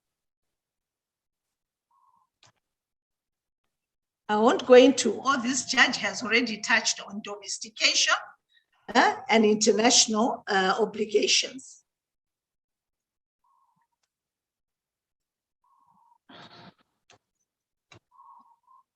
So what is the focus of the GBV model law? It will seem on reading the GBV that the model law seems to be more focused on violence against women and girls. However, the GBV model law also has a gender-based approach as it applies and is of relevance to violence against men and boys. Therefore, the GBV model law should be read broadly to apply to all forms and components of GBV to the extent of the UN and Sadc definitions, to all victims and perpetrators of GBV, be it non-gender binary persons, heterosexuals, lesbians, bisexuals, homosexuals, transgender persons, or people within same-sex relationships, and even sex workers. Regardless of orientation and occupation. But we must also realize and acknowledge that women and girls are more vulnerable to and experience more sexual violence, more severe physical violence, more abuse, and more control, largely from males. And that the reason, and that's the reason acute focus is made on women and girls who are disproportionately affected by GBV. So please, although it seems that we are concentrating on women for the very reasons I spoke of, it is a general law of application. Further, the underlying logic of the subject areas of the GBV model law bear in mind the various categories of users of the GBV model law who will be responsible in member states for developing, drafting, approving, enacting, and implementing the GBV model law, or who have an interest in monitoring and evaluating the efficaciousness or impact of the GBV model law. So you'll find that the GBV model law aptly addresses the challenges of what is on the ground, thus providing a comprehensive guide on how to improve, both from a normative and structural and operational perspective, the response to GBV. And we've got a whole chapter or part on effective responses to GBV. I want to go into this because it touches on the gaps and what Sadc PF actually want to see contained in a model law. So this is what it's saying. Let me also bring to your attention, which I'm sure you all know, of the need to recognize the CEDAW General Recommendation number 35, which was adopted on 14th July 2017 by the Committee on the Elimination of Discrimination Against Women, CEDAW Committee, which elaborated on the gender-based nature of gender-based violence, building on the work of the committee and other international human rights mechanisms, as well as developments at national, regional, and international levels, which was which had previously been dealt with. So what are the recommendations and milestones that recommendation number 35 tries to achieve? These are as follows. Recognizes that the prohibition of gender-based violence has become a norm of international customary law. So this is of import, I'm sure, to you as human rights lawyers. Expands the understanding of violence to include violations of sexual and reproductive health rights. I wonder how many of our institutions actually think of this as a human right and is discriminatory if not dealt with. Stresses the need to change social norms and stereotypes that support violence in the context of a resurgence of narratives threatening the concept of gender equality in the name of culture, tradition, or religion. Clearly defines different levels of liability of the state for acts and omissions committed by its agents or those acting under its authority in the territory of the state or abroad, and for failing to act with due diligence to prevent violence at the hands of private individuals and companies, protect women and girls from it, and ensure access to remedies for survivors. Unequivocally calls for the repeal of all laws and policies that directly and indirectly excuse, condone, and facilitates violence, and emphasizes the need for approaches that promote and respect women's autonomy and decision-making in all spheres. This says a lot about what should be done.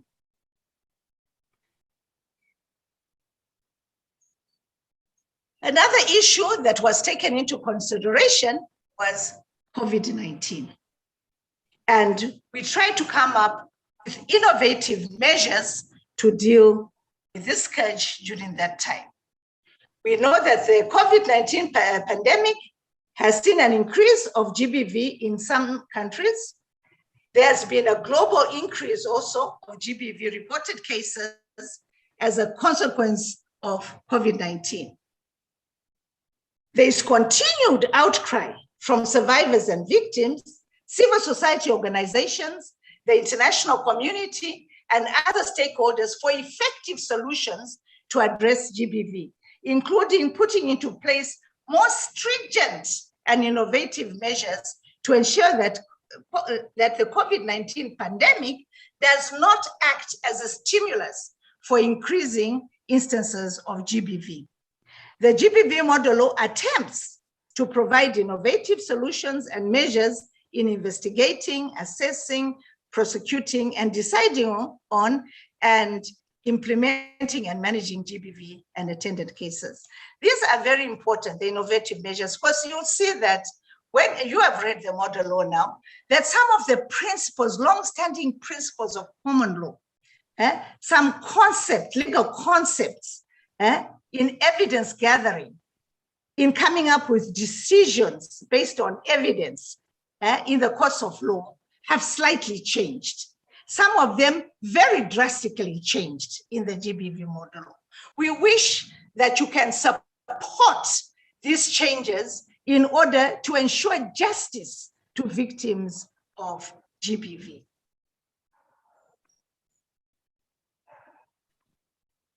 So you'll find that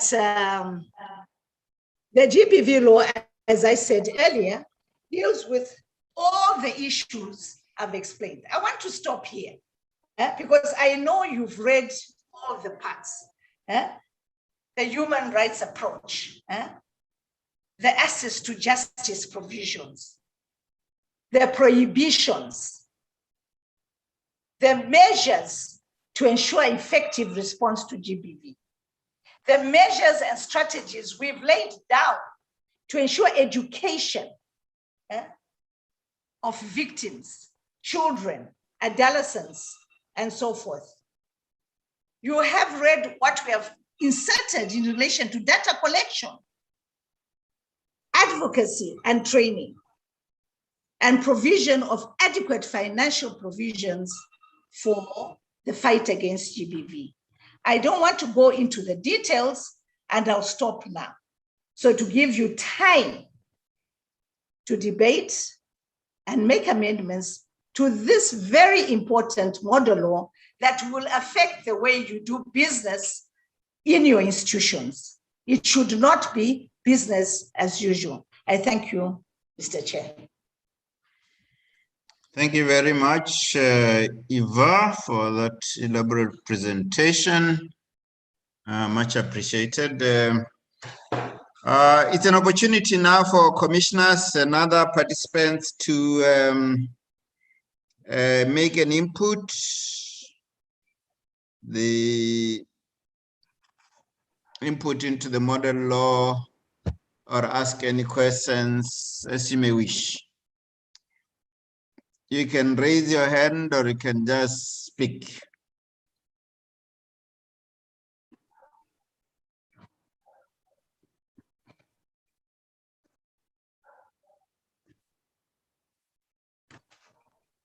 I hope I'm clear that side.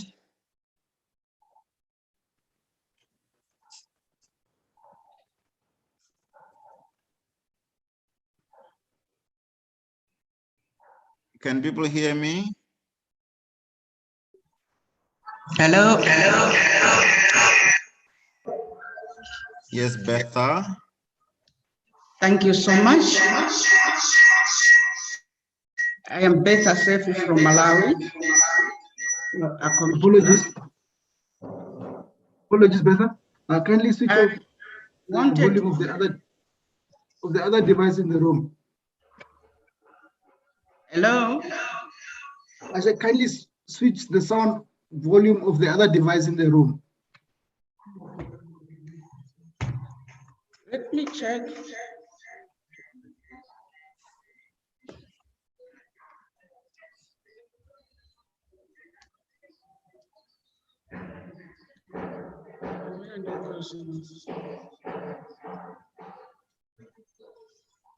Hello. Yes, Betha. Okay.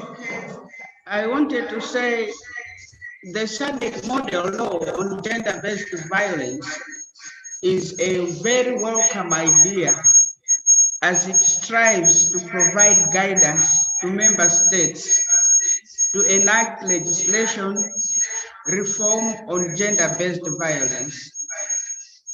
The Human Rights Commission, Malawi, is therefore pleased to participate in this important process. The views of the Commission, particularly those aligned to some paragraphs in the model law, are those emanating from various species of legislation relating to gender-based violence and practical experiences, government ministries, departments, and agencies. The Commission and other stakeholders have observed over the years. I don't know if I am allowed to go from an issue to another, starting from one, to look at the model itself. Yes, please. Okay. So, starting with 1.1, explanatory notes on the Sadc model law on gender-based violence. 1.1.1, page 23, paragraph 1.2.13, on COVID-19 considerations and innovative measures. Recommendations.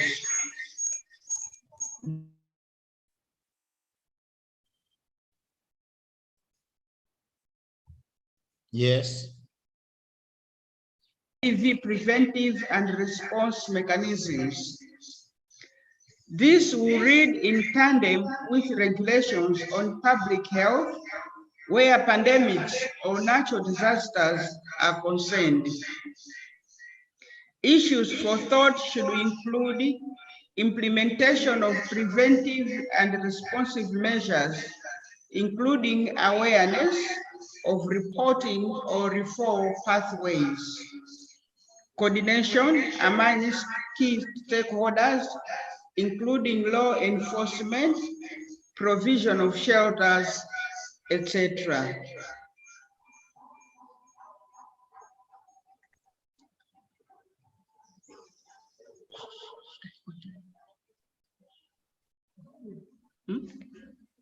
Yes, Betha, continue. Okay. 1.1.2, pages 31 and 32, mentions international instruments, plans, and strategies the GBV model law has taken into account, and which Sadc member states may need to pay particular attention. Recommendation. We recommend the addition of C-190 on Violence and Harassment Convention, 2019, number 190, which is instrumental in guiding states on tackling violence and sexual harassment in workplaces. For instance, Malawi has a Gender Equality Act enacted in 2013, which is the first piece of legislation to specifically provide for sexual harassment. Even though it was enacted before the adoption of Convention number 190, it is instrumental in the Commission's work on sexual harassment, including urging public and private bodies to draft sexual harassment work policies and orienting staff on sexual harassment. The Commission's sexual harassment policy was also drafted with consideration of provisions of Convention number 190. Following the release of our policy, numerous bodies and private bodies have initiated drafting of their sexual harassment work policies. There have also been more reports and complaints made of sexual harassment to relevant bodies, including the Commission, claims which are being investigated. However, patriarchy is still a challenge in this area, as in other areas where the rights of women and girls are concerned. Awareness through different stakeholders and the engagement of men and boys is crucial, eliminating sexual harassment.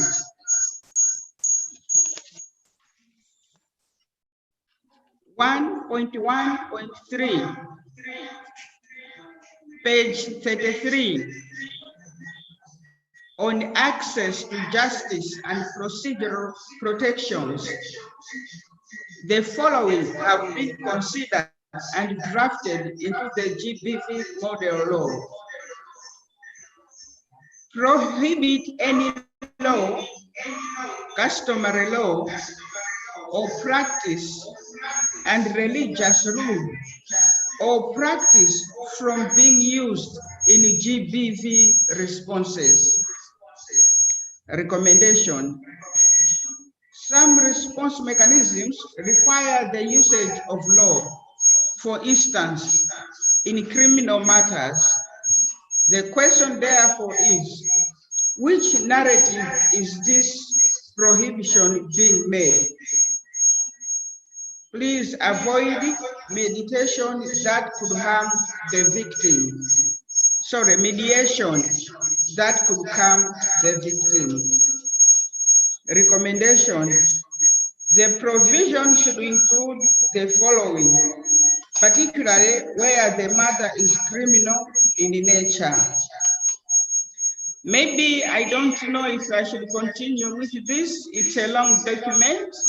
I don't know what pattern we can follow. Okay, I think just to manage time, I think we'll love to, you can send it to the Secretariat, any written submissions, including other countries that may have written submissions for Eva to look at. But I'm sure she has noted the many recommendations, your reference to Convention 190, and she will take, if there are any opportunities to enrich the model law, she will take that into account. But any other country or yourself with further written submissions, we welcome them. You can send them to the Secretariat, Sadc PF. Thank you very much, Betha. Thank you. Any other, you want to react to anything, Eva? Or you have No, taken note? Our learned colleagues that there is someone taking down your notes, but would be very happy to receive your written submission through the Secretariat, and I would definitely take them with the seriousness they deserve to enhance this model law, because that's why we need, that's why I did not want to speak for long, because I wanted to hear from you. Thank you very much, Mr. Chair. Thank you very much.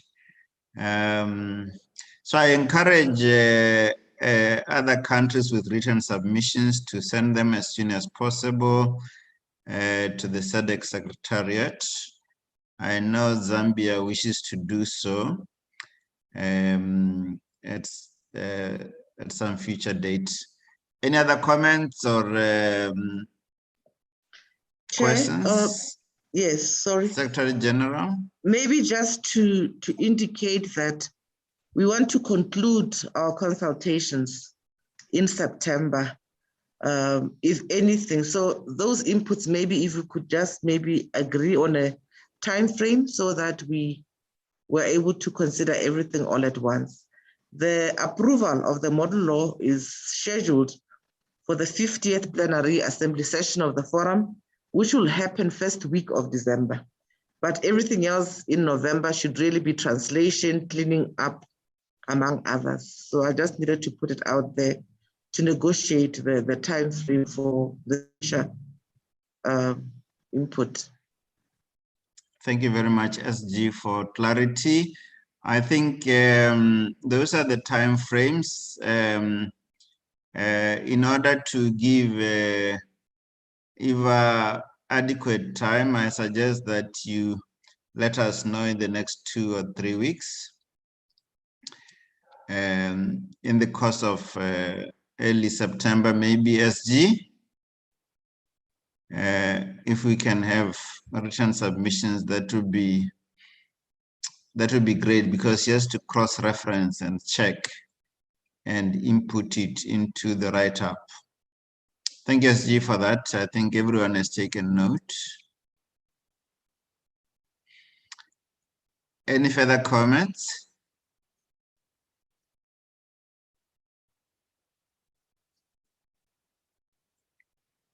Any comments, any questions?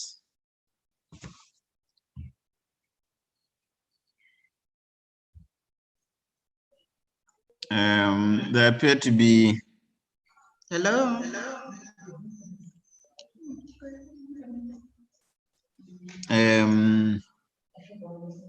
Anyone wants to speak?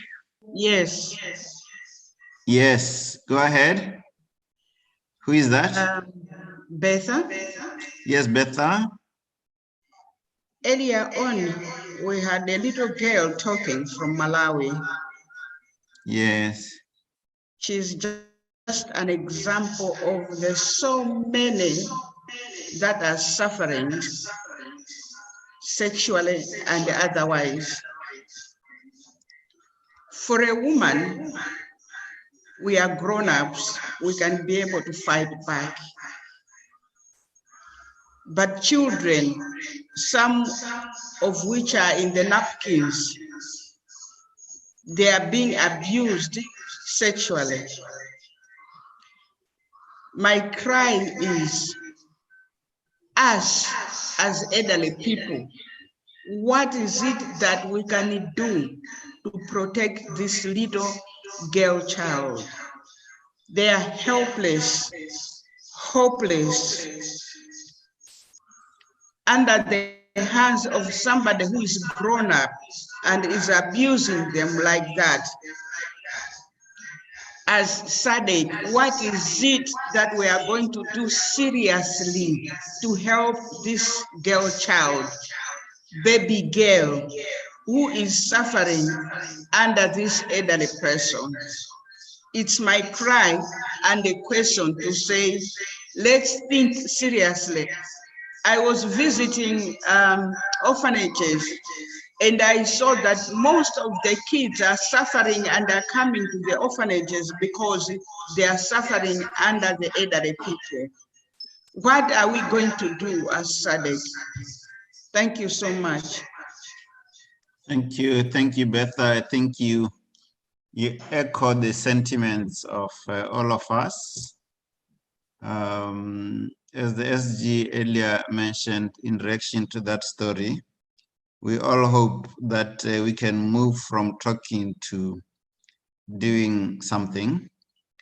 And in this context, I think we can commend Sadc PF that they are already ahead with a model, Sadc model law. If we can then, in our respective jurisdictions, once we approve of it generally, exert pressure or lobby our governments to domesticate the model law, those provisions that they deem appropriate, or all of it, that will be part of the action that we need. I think at the higher level, the Sadc PF is giving us the tools, and then it is up to each one of us in each country to use that resource and to ensure that there is appropriate legislation on the ground. And also education. I think that is important. But Betha, you you echo the sentiments of everyone. It's traumatic experience, something needs to be done. It's a pandemic, and we need to move. And thankfully, Sadc PF is moving in that direction, and we are grateful. Thank you, Betha. Any other comments? Any other comments? If there are no further comments. Hello. There is a request for participants. Please switch on the videos when they take to the floor. Hello. Yes. This is Stella Toya from Malawi Human Rights Commission again.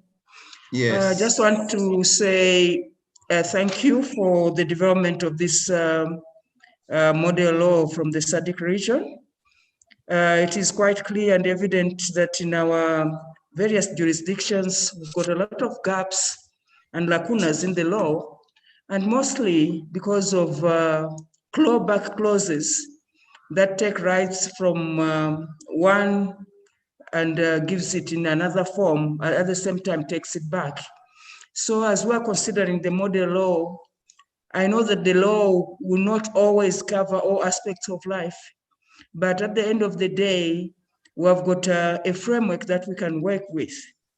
And it will be important how each member state then reviews the various pieces of legislation that we have that are aimed to address gender-based violence and consolidate or harmonize them with this model law so that at least within the region, we're applying similar kinds of law, although it would differ from one country to another because of the various cultural aspects that are there.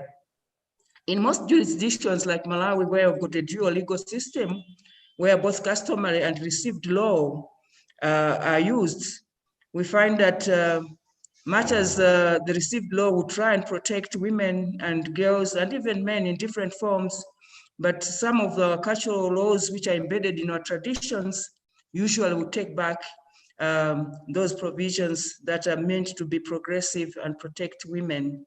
So I think this gives us a platform to try and lobby with our governments and try and bring in changes that could help to strengthen the various pieces of laws that we have to protect women. So for example, in Malawi, we've gone on ahead to have a Gender Equality Act of 2013, but we've also got several supportive laws like the Prevention of Domestic Violence Act, the Wills and Inheritance or Deceased Estates Act and Family Relations Act, and also the Children's Protection Law, apart from the Penal Code. But all these pieces of legislation usually still have a gap in terms of protecting women.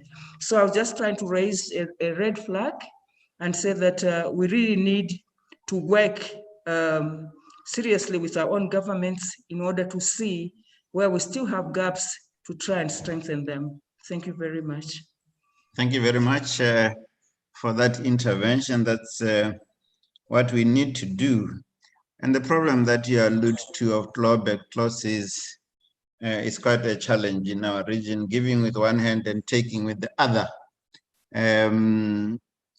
But this model law is quite a progressive piece. I've perused through it. And if we can take it down to our own context, the national context, and run with it, we may make some progress. I think it's incumbent upon all of us human rights commissions to try to bring in some urgency to this matter. So thank you very much for that comment and the red flag that you raised. Thank you. Thank you, Stella. Any other comments? Question?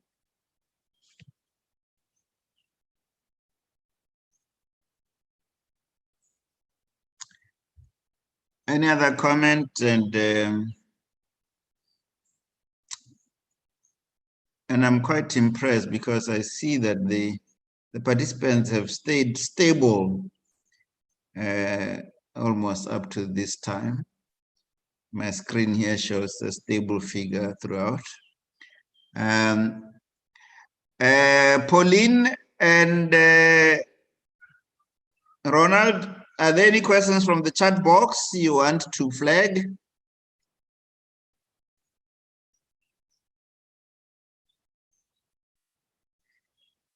Are you able to hear me?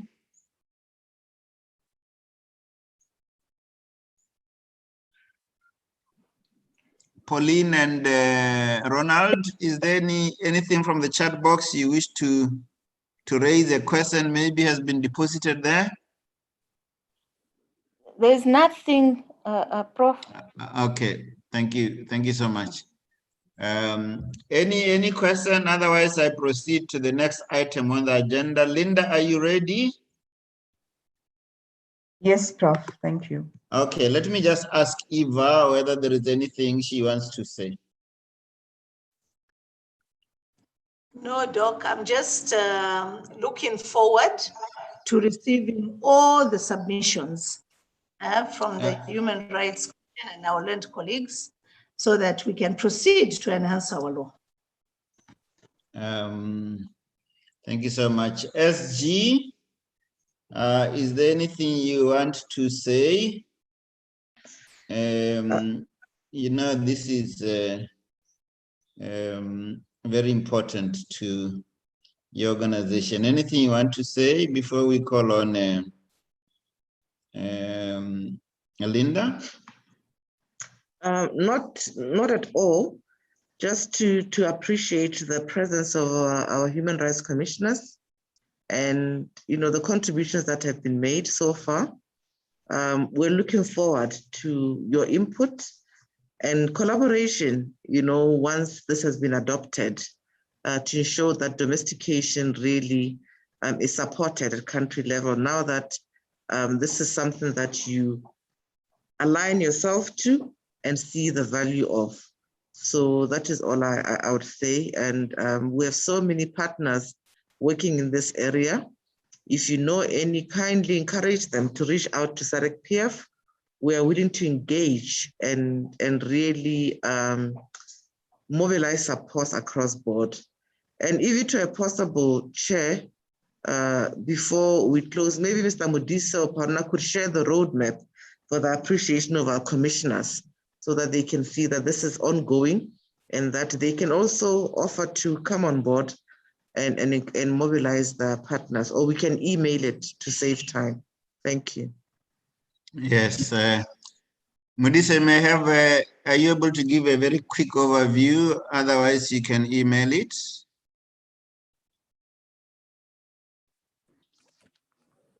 Morning, Prof.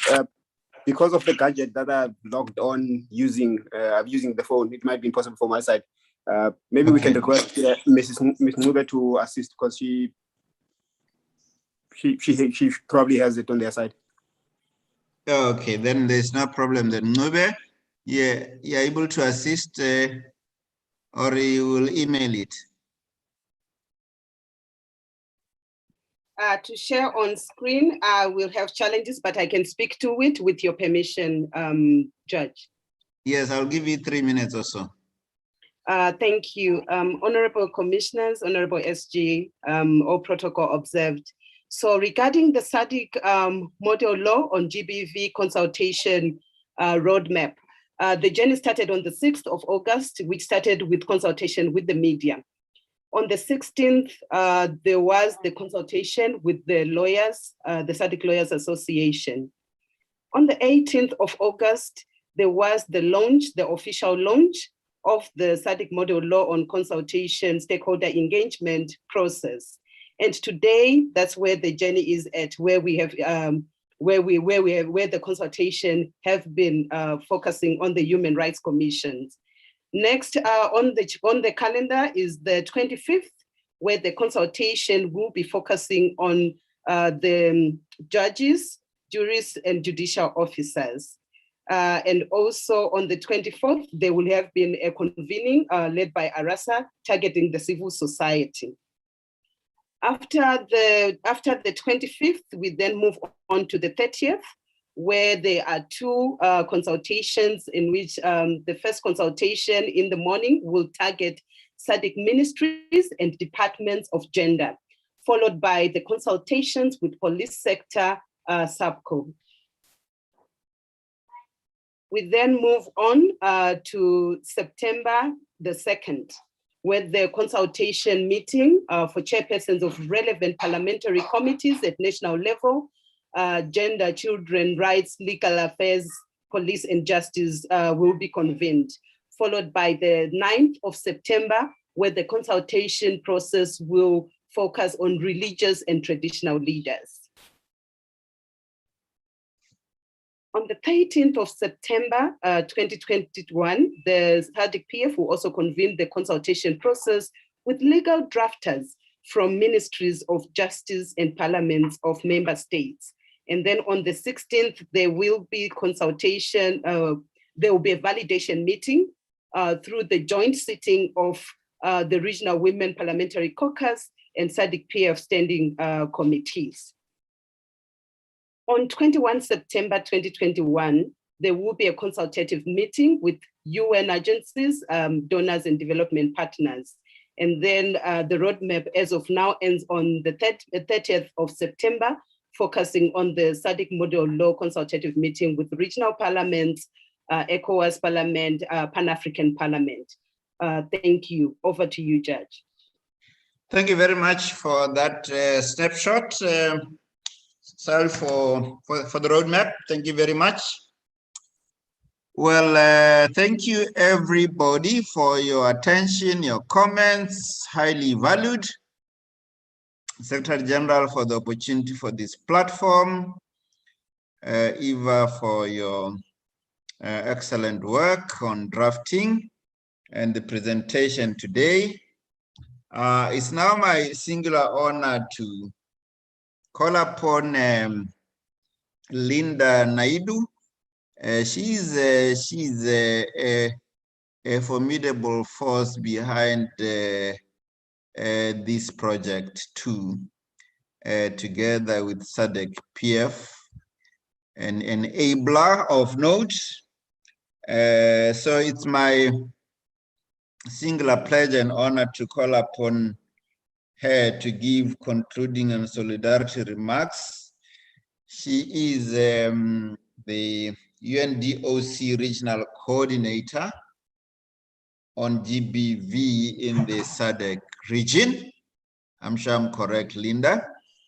And it is my pleasure to call upon you to deliver your closing and solidarity remarks.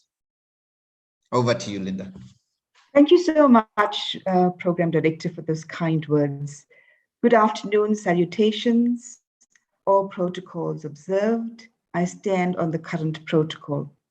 Your Excellencies, Honorable Commissioners, Ombudspersons, distinguished ladies and gentlemen, allow me to thank all actors and stakeholders that have supported the various processes that have led us to this most important stage, whether it be through the provision of financial, technical, material, and human resources.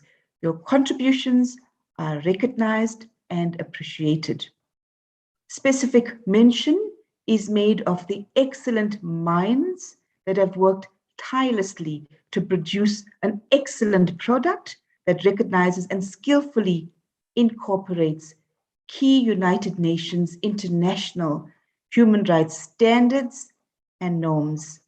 This has been localized and well aligned to the regional context, hence making this model law transformative. An effective response needs to gender-based violence needs to be victim-centered, ensures offender accountability, and of course, is human rights-based. This guidance is all well incorporated within the current model law.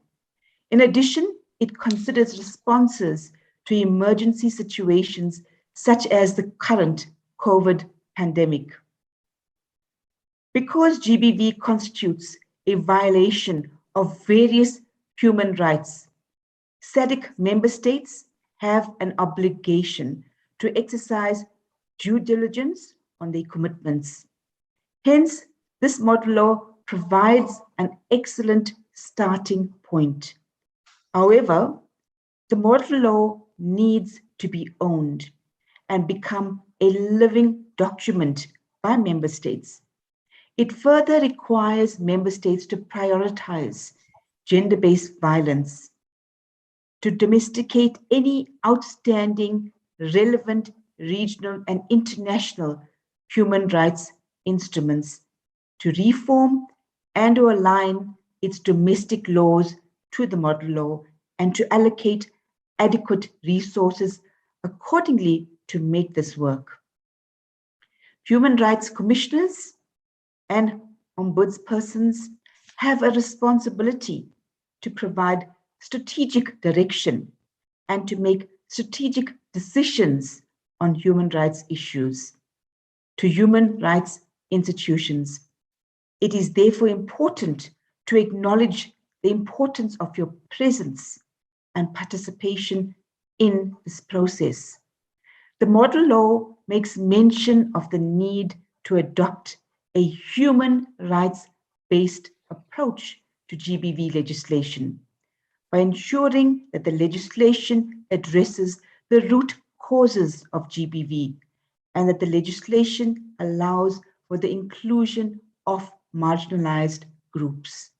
I challenge you today to ensure that GBV is treated as a human rights issue and that GBV is a priority in the work of national human rights institutes. As such, I further urge you to consider the following practical steps to encourage your member states to ratify any outstanding international human rights instruments that are key for the prevention and mitigation of GBV, to develop opinions, recommendations, proposals on what a human rights-based approach to GBV legislation means, the root causes of GBV in your countries, and on what the inclusion of marginalized groups means from a very practical and legislative perspective, to provide advisory and technical assistance to your member states in the review and reform of your domestic legislation for purposes of domestication of the model law, to develop recommendations for the adoption of gender-based violence policies that are human rights centered, to develop recommendations for strategic implementation plans that incorporate the response, prevention, support, and protective measures that are appropriate and relevant for your countries, to mainstream GBV in all reporting processes to human rights bodies and mechanisms. I further emphasize that UNODC remains committed to providing technical and financial support to enable the SADC PF and particular member states to eradicate GBV, especially within the criminal justice system in the region. I wish to thank the organizers, speakers, and attendees of the event.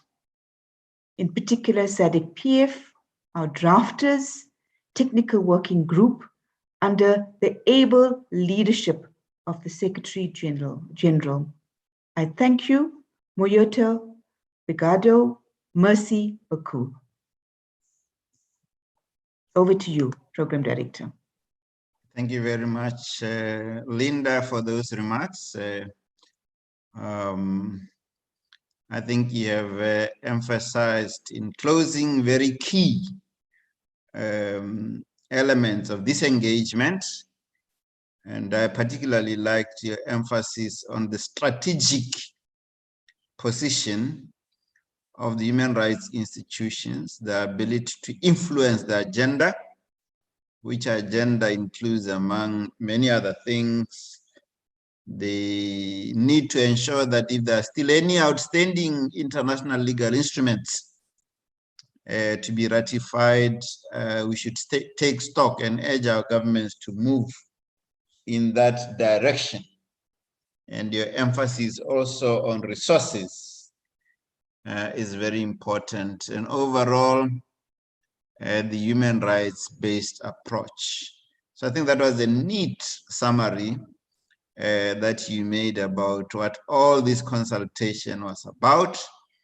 And if we go back to our respective countries to ensure that we do exactly that, we would have done our contribution in our lifetime. So thank you very much once again.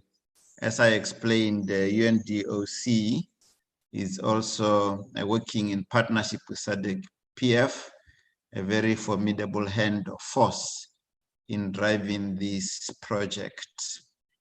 And Linda is at the helm of that process representing UNDOC.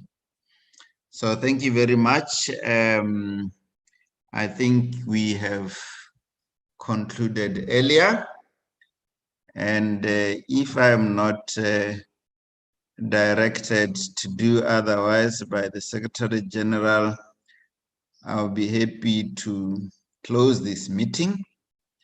But if the direction is unlawful or otherwise irrational and or unreasonable, I will not comply with it.